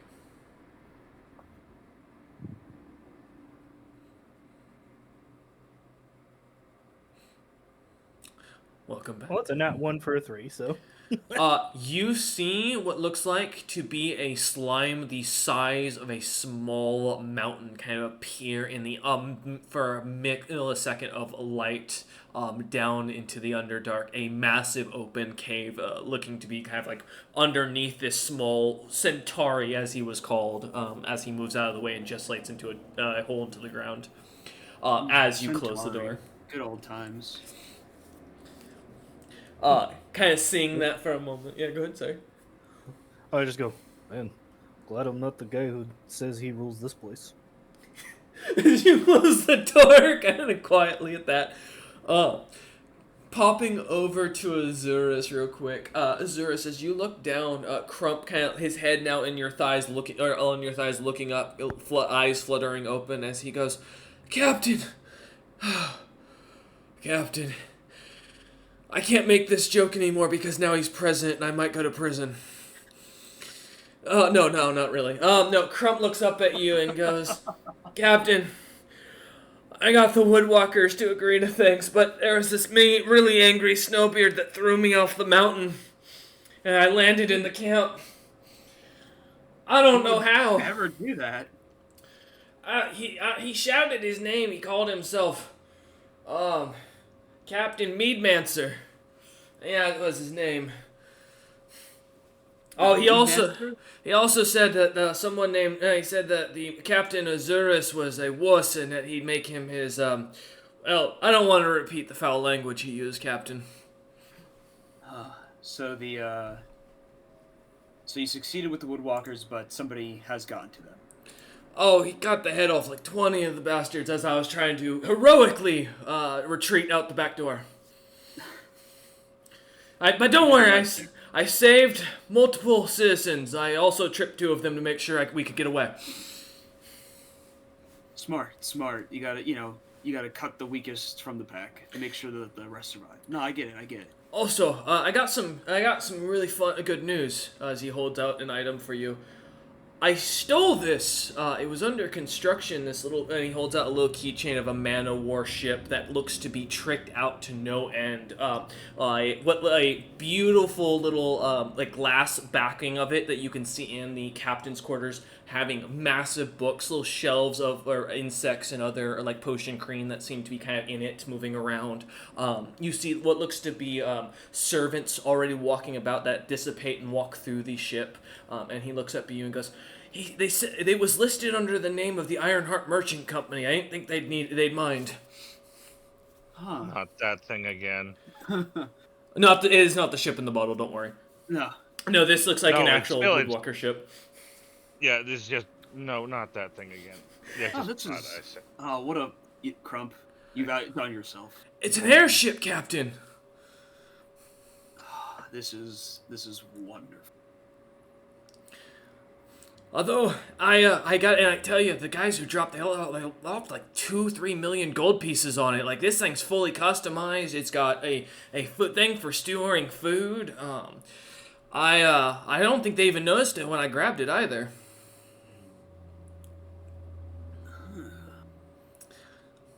I figure we either sell it to them or ransom it back, or we keep it. Well, this is a fine vessel. We might as well make use of it ourselves, yeah? He nods and goes, I mean, to be fair, the Woodwalkers kind of have a whole policy. If your ship's stolen while it's in their dock, they'll build it back for free. So, I mean, they didn't lose anything, technically. I mean, there were a couple of things noted on here that were already in here. There's something about some cool, like, anvil made of solarium or something like that makes things glow. There's a full smithy he was put in here. He's got some thing for bugs that was really cool. I forget what they're called. There's a stable in the very bottom floor. Like, they put a stable in the ship. Holy shit, there's a stable in the ship? Captain, this thing is this is like a nation's worth of gold. Holy shit. I'm getting message death threats in the background.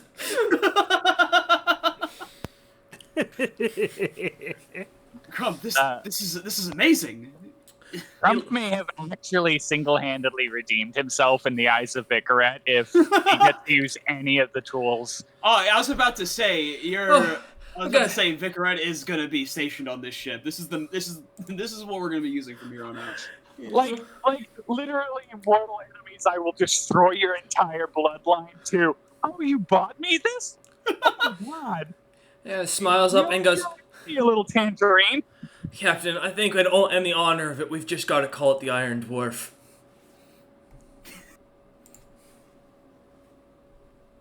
You know, Crump, hell yeah, we will.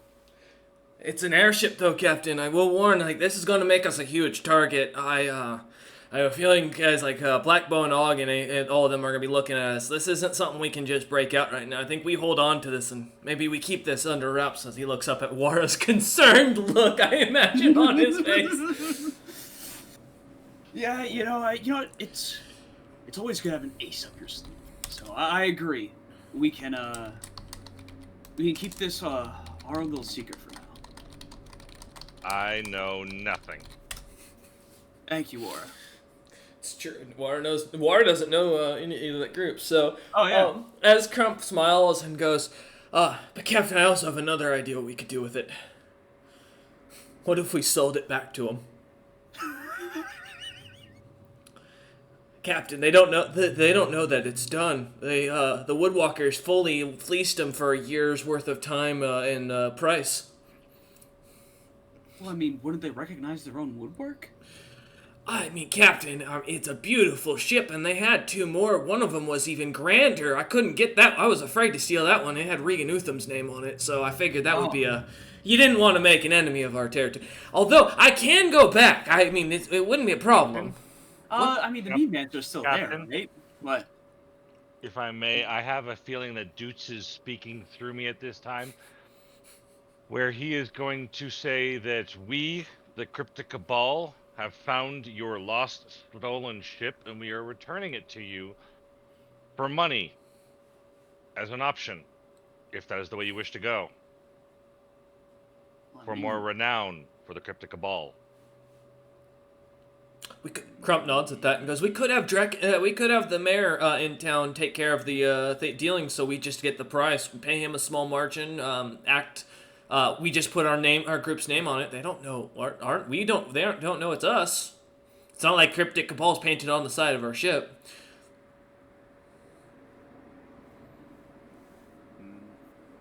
Might be better not to make too many enemies right now. And Drekken always owes me a favor. You know, Always? Yeah, of you course. know, there is one inviolable truth I've known for my many, many years. You could do many things to a man. When you start stealing his shit, though, he seems to go a little bit insane.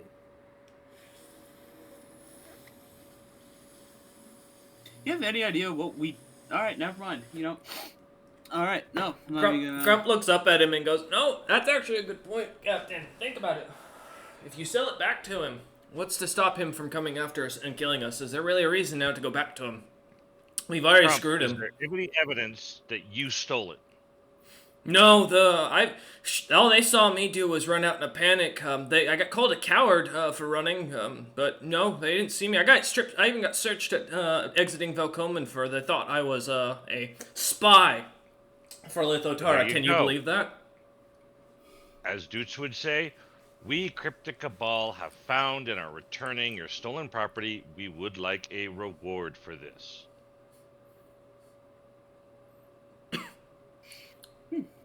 I would rather like a skyship, honestly. Unfortunately, I can't come up with a song like Doots could, but that's what you get. I mean, the skyship, you know what?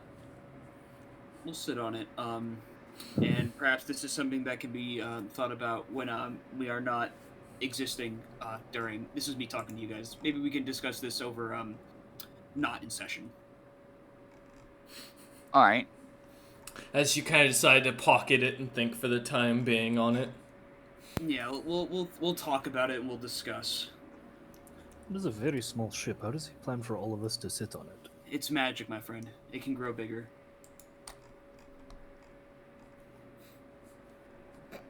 A lot has changed in the world since whatever it was that happened to you happened. You haven't fully explained it yet.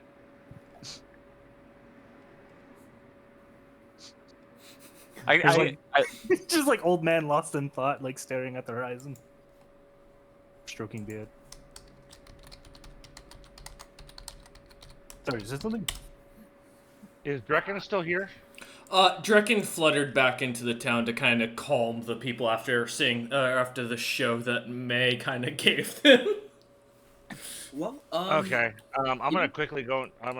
Captain Azurus. I'm gonna quickly go inside, talk to Drekken, see if he wants us to stay out here a little longer. I'll be right back. And I run inside.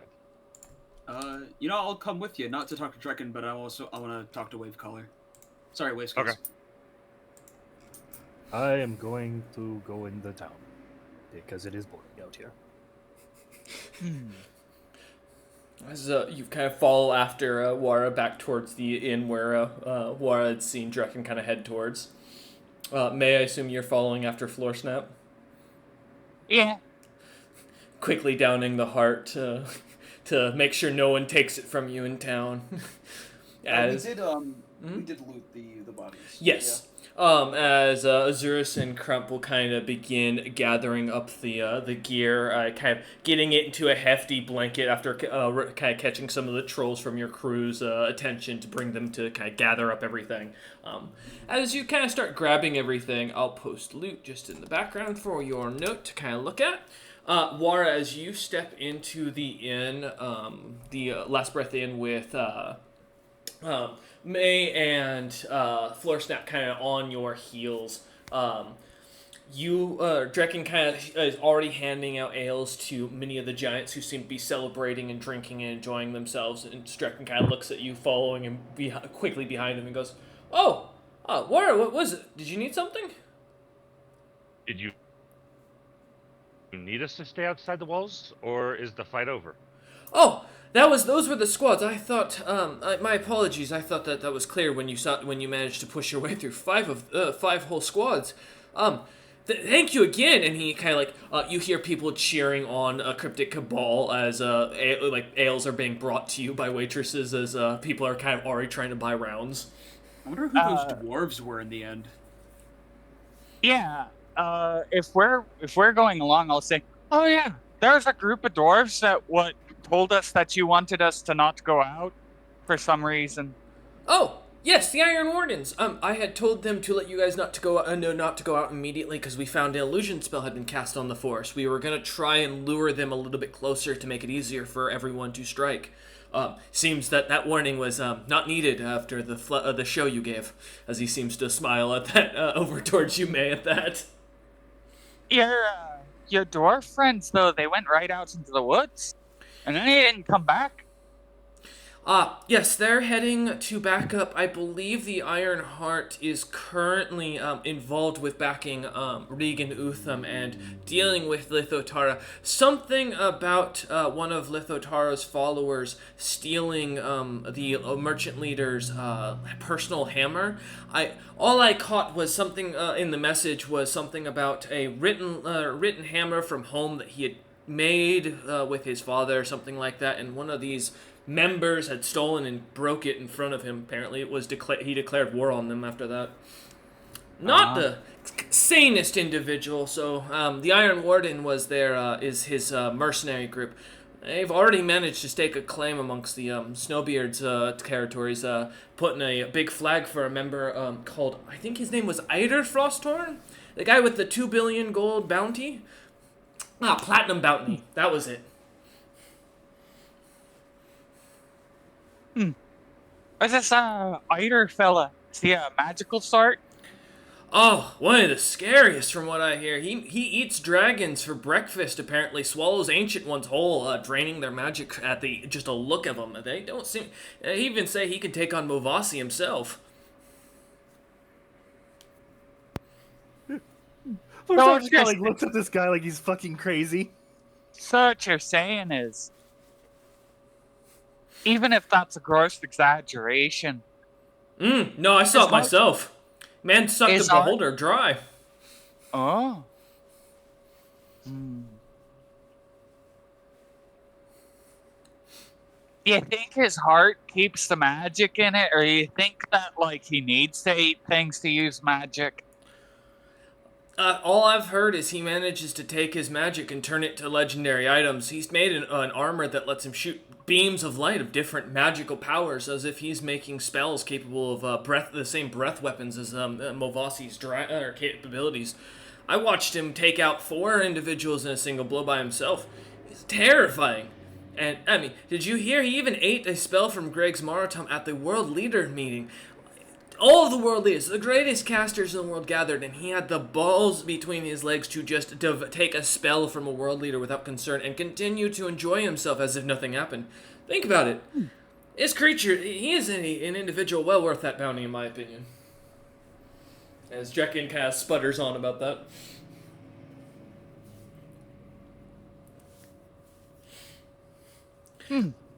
But he does not seem to answer your question. Go ahead, Wara. Yeah. Captain Azurus, the loot, this could be added to the ship's loot currently. Azurus comes dragging in this heavy blanket full of gear behind him, a bunch of thick, heavy holy symbols tossed in there, spears, almost 80 pounds of stones that have little markings on them that you wasn't sure if they were special or not. No. I also think Azurus stepped away for a second. I'm back. Ah, you're back. Welcome back. Azurus, did you hear what Wara asked you, or no? Nope. Wara asked as you showed up. Yes. Yeah, go ahead, sorry. Will it be added to our ship's loot pile, or what do you want to do with it? With what? The loot we collected from the bodies. Well, the holy symbols are our proof of conquest. We turn those in to get cash. Draken. It'll be split amongst us 4, since it was a us thing, not a crew thing. Oi, Captain. You can take what my share would be, and keep it on account of I almost killed your little guy there. Wasn't thinking that he'd be, the ray that I shot would have arc like that towards him. Think the little purple thingy did something. Krupp looks over at you and goes, "You didn't kill me. I was merely taking a deep nap. I'm invincible. I am deathless." As he looks on at you, incredulously with his one eyebrow raised as if challenging to see if you'll say anything. I mean, that's fair. That spell normally kills the fuck out of whatever it hits. That green beam is... never want to get hit by that one. Almost every other one's useful, significantly more survivable. The only thing I actually really want is the sets of armor and the spears. I could use that armor to outfit the trolls into some better stuff if they haven't purchased any of their own gear already. And I think I heard Force say he wants the stones. Yeah, you can have the stones. Just kind of empty them into a bag. As you empty You him, see, crashing glass and shit as I'm not even looking at it. as you kind of grab them, bring them over one by one. Yeah, each one. You do notice that each have what looks to be a small enchant on them. These are masterwork rocks. I'm not shitting you. So instead of a D4, they do D6 damage? Yup. And because of their size category, technically they do 2d6 worth of damage. Man, I am glad that prismatic spray does not count as a bunch of ranged attacks. I'm glad that it doesn't count as a volley. Because, like, Crump getting hit by every single ray would have been bad. As May begins kind of like contemplate looking at Crump, who looks to be kind of looking on as Drekken begins to set the gold down. Drekken kind of takes the holy symbols from you, all 25, and puts down 25,000 gold pieces. All right, and Captain, the cloth of gold. Can we give that to Vicarette to study? Sure. I'm pretty sure it's just gold clothes, but You never know, yeah. but also Vicarette can probably just use the gold too. sure. What? Yeah, we can give it as a gift to Vic. Okay. Oh, Unless you want it. I look at it. Nah, not really my thing.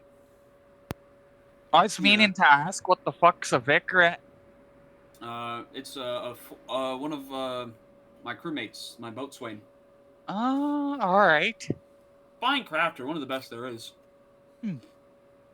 Out of character, the first item that Vicarette's going to be making. You can send me a list, don't worry. No, I got you. Okay. As you lot kind of sit down, Drekken kind of smiles as he hands over, or sets down some ales in front of you. At this point, it's only been a little while since you've eaten, or only less than a few minutes since you've eaten, so as he kind of sets more ale in front of you and looks up at you and goes, "This will be the third round tonight that'll be bought for you. I've got 25 more ready to go, so get drinking, because I can't, I'm getting tired and we only have so many hours." All right. And I begin drinking. As he smiles at that. I don't drink a lot. I just drink a couple. I'll drink his. That's fine. All right, Floor Crump Snap, can give have my me, share. give me a fortitude save, as Crump is also going to have himself a nice drink and see how long he can stand for as he I can begins keep the drinking party. as well. Crump is out cold with the first ale as he goes down in the first round. Guys all tuckered out. Yeah. I know. I look to Azurus and be like, "See? That's weird. Seems like he's weak to poison." He's also on death's door. Happens. I'm gonna start drinking as well. Yeah, just say Wara and Floor Snap, you enjoy the light cinnamony taste that is common amongst Regan Utham's lands that he specifically has all of his ales spiced with. Eh. Yeah. How many am I able to put away with the 31? So as the night goes on, Floorstap and May, as you continue to drink, enjoying yourself, the night continues as you eventually crash about around 7-ish p.m. after around 35 drinks, as you finally find yourselves fully drunk and almost out of it, passing out at the table. Wara, as you continue on drinking into the night, deep into the night, as people continue to come and go, ale's being brought over to your table as you just kind of start grabbing them from the others. Azurus just sits there watching, just not drinking any of these. If you don't mind, I'll actually because I did want to talk to Wavescale. Yeah. As Azurus kind of leaving the rest of the ales with you and leaving you in charge, Wara being the only one conscious at the table looking him out as the rest seem to kind of go. Floor Snap seems every once in a while kind of waking up muttering about something about grandpa or his grandfather fighting a god. He keeps muttering strange stories. Then something about And every time I down an ale, I put a scratch mark on the table. Oh, good. We got more art. Yeah, I just want to know how many by the end of the day. You do manage to get to 40 as the Captain Azurus takes off, and as you continue kind of drinking, as you get to your 42nd, someone kind of sits down at your table, and you see a very angry looking woman just kind of sitting there, dark-skinned, white long hair, a very pointed ears. She looks at you. A few scars across her face as she smiles, or kind of glares at you, Wara, as you kind of enjoy your ale. She pushes over a small shot of what you recognize as something the giants here have been drinking, of a what is called the Regan Utham Special, a whiskey that is made by Regan Utham, and with a benefactor that is unknown. Many of the giants here find it to be a lot stronger than the spiced ale.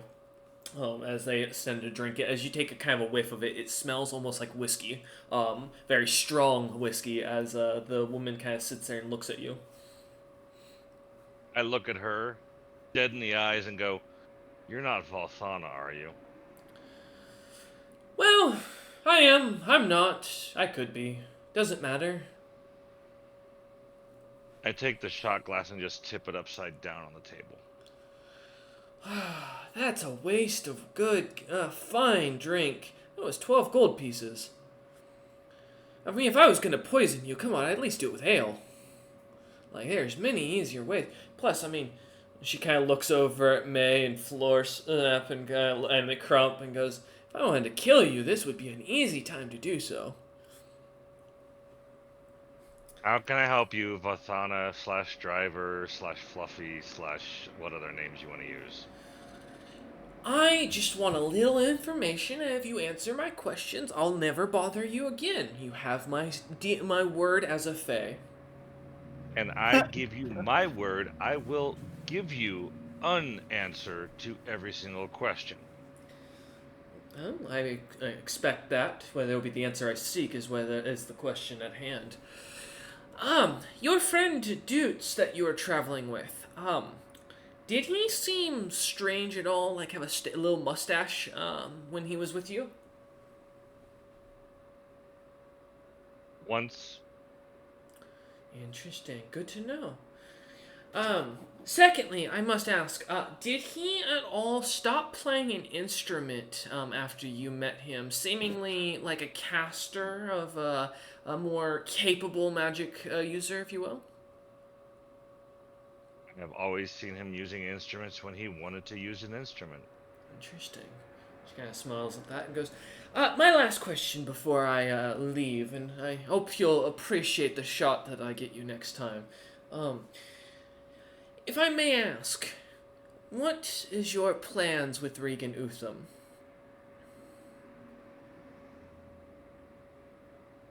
For now, collect the gold that I am promised for the jobs that I complete. Understood. I like a man of business. It makes it easier to understand what they're planning.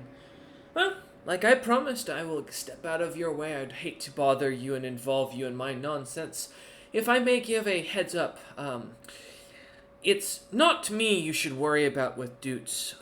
Unfortunately, I'm actually the kindest one of the family. I'm the lovable daughter, kind and sweet mother, even if my son may not have agreed with me on that.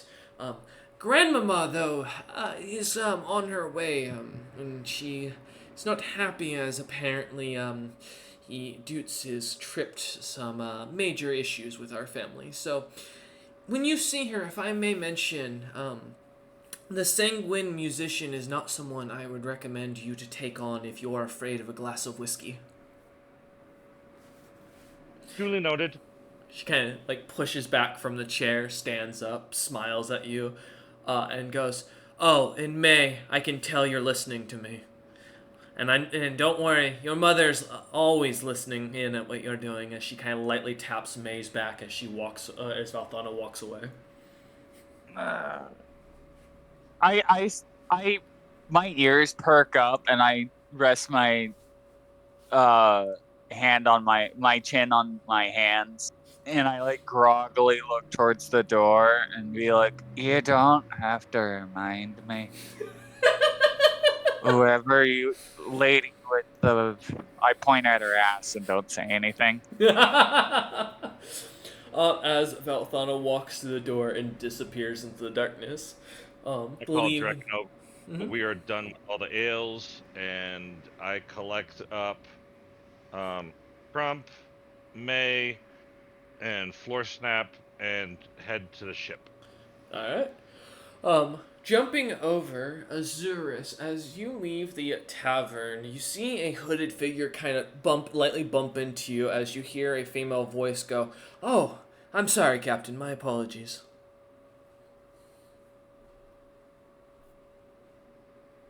Azurus.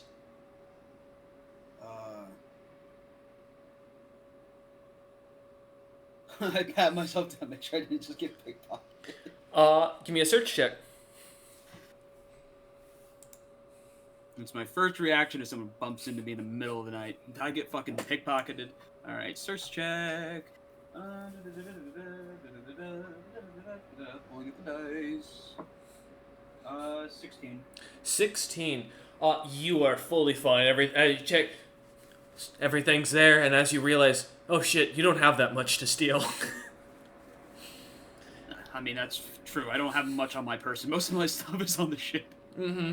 As you also left the bag of loot kind of with the party at the time as you kind of stepped out as they were getting your gold for the holy symbols, so... Another thing I dragged back to the ship. Yeah, I know. I figured as much, don't worry. As you kind of as you continue down the road, though, the town seems to be cheering, and a few people pass by, seemingly clapping and patting you on the back, congratulating you for all the hard work you had done. A few of them giving you wary glances, as seem to kind of give a bit of distance, but otherwise kind of cheer on quietly in the background as you continue passing through the roads. As you get over towards the docks, you see Wavecolor as he's kind of addressing a couple of the trolls from your crew, pointing over towards the ship, and as they're like picking up boxes and chests of something and loading it onto the ship, as he kind of turns, seeing you, and goes, "Oh, Captain, what can I do for you?" Just wondering how you and the crew fared today. Good news or bad news, Captain? Let's start with the bad news. We ran into a group called the Iron Wardens, and they kind of know who we are. Oh, like who we are, like what we do. Well, they know what we do, as he kind of like points to his ship and himself. So you know how you said like do everything as legit as we can, right? One of the houses we found out had a bog giant hiding in it, so we happened to go in it. Now, that house might have also been the storage for the gold in this village. Now, we didn't take it all, because that would be greedy, but, you know, a minor finder's fee to make sure that bog giant didn't bleed on the gold was, of course, expected, as any good guard would do. So we took a small half of the gold that was in there, and the Iron Warden kind of saw us. Their captain, something Stronghelm, I think his name's like Odger or something like that. He kept shouting it at us. Kind of attacked us. We were able to run away quickly enough, but we lost about half of what we took. So I was only able to get about 15,000 gold pieces out of it, about 20,000 in gems, but, you know, we were able to get away. The only other thing is, he did see our faces, so I think he thinks we were robbing the place. I think it's gonna be for the best if me and my crew kind of take out for the night and make it look like we're thieves in the night. Yeah, we'll meet you back out at sea, and if you know, a couple of holes pop up on their ship, maybe. Oh, Captain, I've already tried. They got that thing down strict. This ship, that's a mercenary ship for you. These people are actually capable. They left a guard behind. I'd also note, I don't know where they're going, but after they march past us, they'll head back into the forest and look like they're heading towards Velcomen. So I think they're not coming back, but given how easily you lot defeated the auxiliary forces of this supposed holy war, I'm not really thinking that we're going to see this group killed too easily. So, as he kind of like continues, turns and barks in order at a kobold to move a chest back onto the ship and goes, "So, run a dime, Captain. I'll load half the loot on my ship, take it down below, leave the rest with you, anything that's unmarked, and wish you luck." All right. Wave Skills, you've proven yourself once again. Good work. Kind of nods and goes, "I appreciate it, Captain. You take it easy." And was the good news the gold that you got? Oh, no, the 10,000 gems you're taking and the gold? No, that's not it. The good news is I found this cool sword that I wanted to hand off to you, as well as some dice and So, this fella, kind of weird skin. Looked like he works out a lot, like way too much. I know he's been on your ship a few times. I never got his name. Kind of dove up from the sea, was helping us out down under the water on the ship. I still don't never caught his name though. Sweet guy. Raider? That's it. That fella. Yeah. He popped up and gave me something. He said to hand it off to you and said, "Hey, I basically I studied this. It was from the tomb. Consolation prize." And he handed me some weird-looking dice. He said not to play with them specifically, and a book that was a copy of the original. I've got that put onto your ship for when you want to read it. And the dice, again, he said keep them out, not to use them by any means. These were just a gift as a consolation. Oh, cool. Royce, would you mind PMing me those items? Oh yeah, give me a minute. Thank you for that good news. He nods. Yeah. I will. Hope we'll probably set sail tomorrow then, just so that we're out of this place. He shrugs and goes, I mean, Cap, they didn't see you lot do it, so I think as far as it goes, you should be fine to go do with as you wish. I guess we'll see if War gets any more orders from on high. He nods. Once again, phenomenal job, Wave Scales. He smiles at that and kind of proudly stands up and goes, "Aye, Captain, I'll see you out at sea and just let us know where we're heading next." Of course. And as he does, or he turns and gets on the ship. As you watch as they begin to kind of gather and depart. Give me a minute. I'm going to send you those dice momentarily, because I assume you're probably going to go onto your ship to check what the item is. Yeah, the book, the dice, the sword. The sword I will give you a later, but the book I have sent you, and un momento for the other one. I'm just trying to find the item. Okay. I can't remember. For some reason, it's not coming up. All right, I'll get to the item for you afterwards. As you kind of see the trolls beginning to load things onto the ship, you see as coming up behind you, Wara carrying the crew as well as the blanket with your items. It seems to kind of come up behind you, smiling. Well, yeah, I imagine smiling from the drink. As Have a he good night, does. Wara. What was that, Captain? Did you have a good night, Wara? Up until the end, yes. You'll have to tell me about it when we get everything settled on board. It's really easy, Captain. Dude's mom showed up. Dutz's mom showed up? I thought Yep. Dutz's mom was dead or something. I don't know. Nope. She showed up as we continue walking towards the ship and getting on it. Huh. She asked about his mustache, his instrument playing, and my deal with Reagan Utham. And then she warned me about Dutz's grandmother being the worst of his entire family.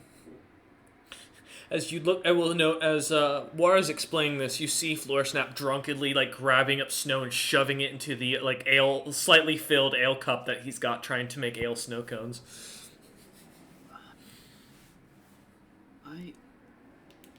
No. He was really only one of the best that was in the interview, huh? There's Yeah, let's just get them to their beds, and then I'll drop the loot off in your cabin, Captain. Yeah. We'll Yeah. make sure Bro.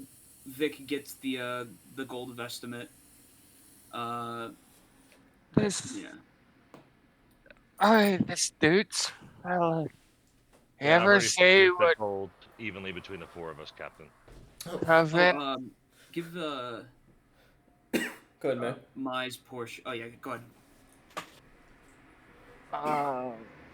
Coven? What a Coven?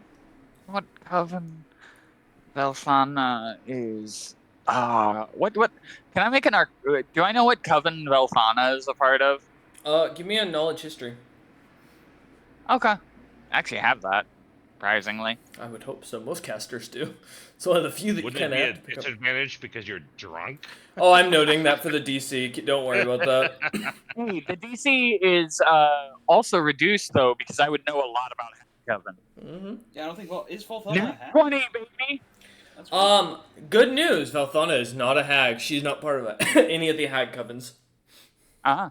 So you would know that's her name does not sound familiar as far as that. However, you have heard Floorsnap mention this name when he's been drunk before. Though when you kind of think about it for a moment, the few little listings that he mentions seems to always be again about something, always about his grandfather fighting against gods. Something about a woman turning into a butterfly and killing Fae and wiping them out. And other such demons existing to wipe out entire cities at the whip of their finger. And I do mean whip of their finger, not snap.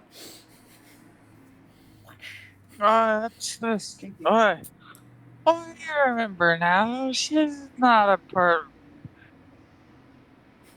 It's okay, May. Your bed's right here as Coven. I roll She's May not into a. her bed. She's not a coven. She's a god thing.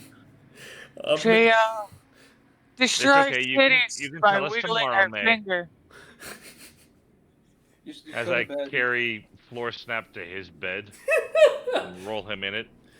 yeah, kind of shoving them both and kind of Into their hammocks and Yep. Yeah, stuff. and then I go to the captain's quarters. Tucking them in as you can. Crump seems to kind of begin to lightly snore as May continues to try and piece together in their head drunkenly the information they've just gathered. Yeah, Since- Wara As I get to the and captain's door, I knock on it. I knock on the captain's door. yeah. Yeah, come in, Wara. I walk in, dragging the loot and carrying Crump in my arm. So these are the last two items to deliver, Captain. All right. So, at least with the cash, I know May said they wanted to give up their portion because of what happened with Crump. I'll give instead of leaving him of all of it, they can keep half of that gold. I'll give the other. How the about rest this, of the other- Captain? the I other half put to Crump. 3 satchels on the counter. One's yours, one's Floor Snaps, one's May. Do what you wish. No, Mora, this is not up for debate. You still keep your portion. I have my portion. That's why I put 3 bags on the table. Okay, I thought you were doing some weird honorable thing of giving your portion to somebody else. That's my apologies. His Wara like lightly turns, and you see the satchel on his side with the same mad gold that he's like hidden behind his large figure. Captain, the honorable thing I did was put the last 6 gold that could not be evenly divided in your satchel. Thank you, Wara. You're welcome. Where do I put Crump as he's snoring in my arms? I'll take care of him. He's got there's a little place he likes to sleep in, the quarters. Zurus looks around for a pillow to toss him onto, like a cat bed. Yeah, essentially. Yep, I'll split up the gold that Mai wanted to give up. Okay. She can keep half. I'm not gonna let her give up her entire cut. But I do believe Crump deserves some modicum of compensation for that. As the two of you kind of look at the ship kind of laying on the table that still has the Iron Heart Merchant's sails still tagged onto it. So Crump, not Crump, Wara. So your loyalties lie with Utham, yes? For the purposes of we are in his lands and there is a war, yes. My loyalties lie with him. But my main job is to stay with Cryptic Kabal. So if it came down between not receiving any orders and all of a sudden we are faced off against his unit for some reason, I stand by you. Okay. If you were given an order by Utham to fight us, would you? It would depend on the reasoning. If it's just a note from him saying fight Cryptic Kabal, no, I'm not going to fight you. I mean, So, you we haven't, as far as I know, Cryptic Cabal has not done anything against Reagan Utham, not deserving any of his wrath or anything. He's also got a few other things on his plate, so he's not too worried about it. Tomorrow morning, I am going to check in with Drekken, see if there's any new word. Other than that, we've done our job here for now. Okay. I'm looking to probably maybe leave this area, go somewhere else, perhaps. I figured since I saw a wave scale ship sailing off as I was walking towards our ship. Yeah. I mean, if there is something else to do in this area, if you get any more orders, by all means, we can continue. But if we get nothing that we want to do, I say, we pick a place on the map and go to it and see what comes of it. Sounds like a plan to me. Yeah. Maybe get my ship decked out a little bit. I know because this ship is still relatively weak, and I definitely am looking to get it back up to snuff. And, Well, if I'm tomorrow correct, morning I'll talk to Drekken and see if I can get some information for shipbuilders. How does that sound? actually, if you don't mind, I'll come with you for that, because I definitely want to, with this ship that we got, maybe we can trade it back for decking out our own ship. Oh, that's actually a good idea, Captain. Yeah, no, we'll go tomorrow together. All right, sounds like a plan. Let's go get some shut eye. We depending on what happens to this wonderful holy war, we might have a long day tomorrow. So let's get some shut eye. Sounds like a plan, Captain. You have a good night. You too, Wara. As Wara kind of steps out, closing the door behind him, the sound of Crump whispering to himself, "No, I want the Prophet's Vicarette," as he snores and rolls over. The Awara, as you head down below, seeing the other two members kind of or seeing Floor Snap sleeping. Some of the trolls already rolled up in their beds themselves and bunks. May still whispering and muttering about something as she seems to kind of toss and turns while snoring. As you go find yourself a nice little area to sit down and kind of pass out in. The crew seems to be leave you be as you kind of find a nice quiet section of the bunks and curl up and begin to relax. Actually, I talked to the night guard. Well, wake me in 3 hours. I'll take over the rest of the shift for whoever's on after me. Troll just kind of nods and shrugs and goes, "Sure." As you kind of head over to your bed, kind of beginning to get your rest before your watch. All right. Jumping up to Azurus, is there anything you want to do before you pass out, or are you just gonna hit the sack? Just the classic things. Sitting up doing a little bit of paperwork that one must do when leading a crew of people. Mm-hmm. Staring longingly out of the ocean, listening to the wails of his long lost love, and then going to bed. Planning a letter to convince the people that you did not steal this ship, and in fact that you're returning it after finding it, so you can hopefully get a free ship upgrade of your own. Yeah, outfitting it as, that'd be nice. Okay. Yeah, as you kind of begin to play a plan together, relaxing, writing down a few things, signing some paperwork in the background, kind of as you kind of begin to figure out for the next day, you find yourself yawning as you kind of set everything aside eventually and go lay down, passing out yourself. As the night goes on, we'll end session there. Coming back tomorrow, or next session with the party starting the next day to see what they're gonna get up to. We thank you all for watching. We hope you enjoyed, and this was the Cryptic Cabal.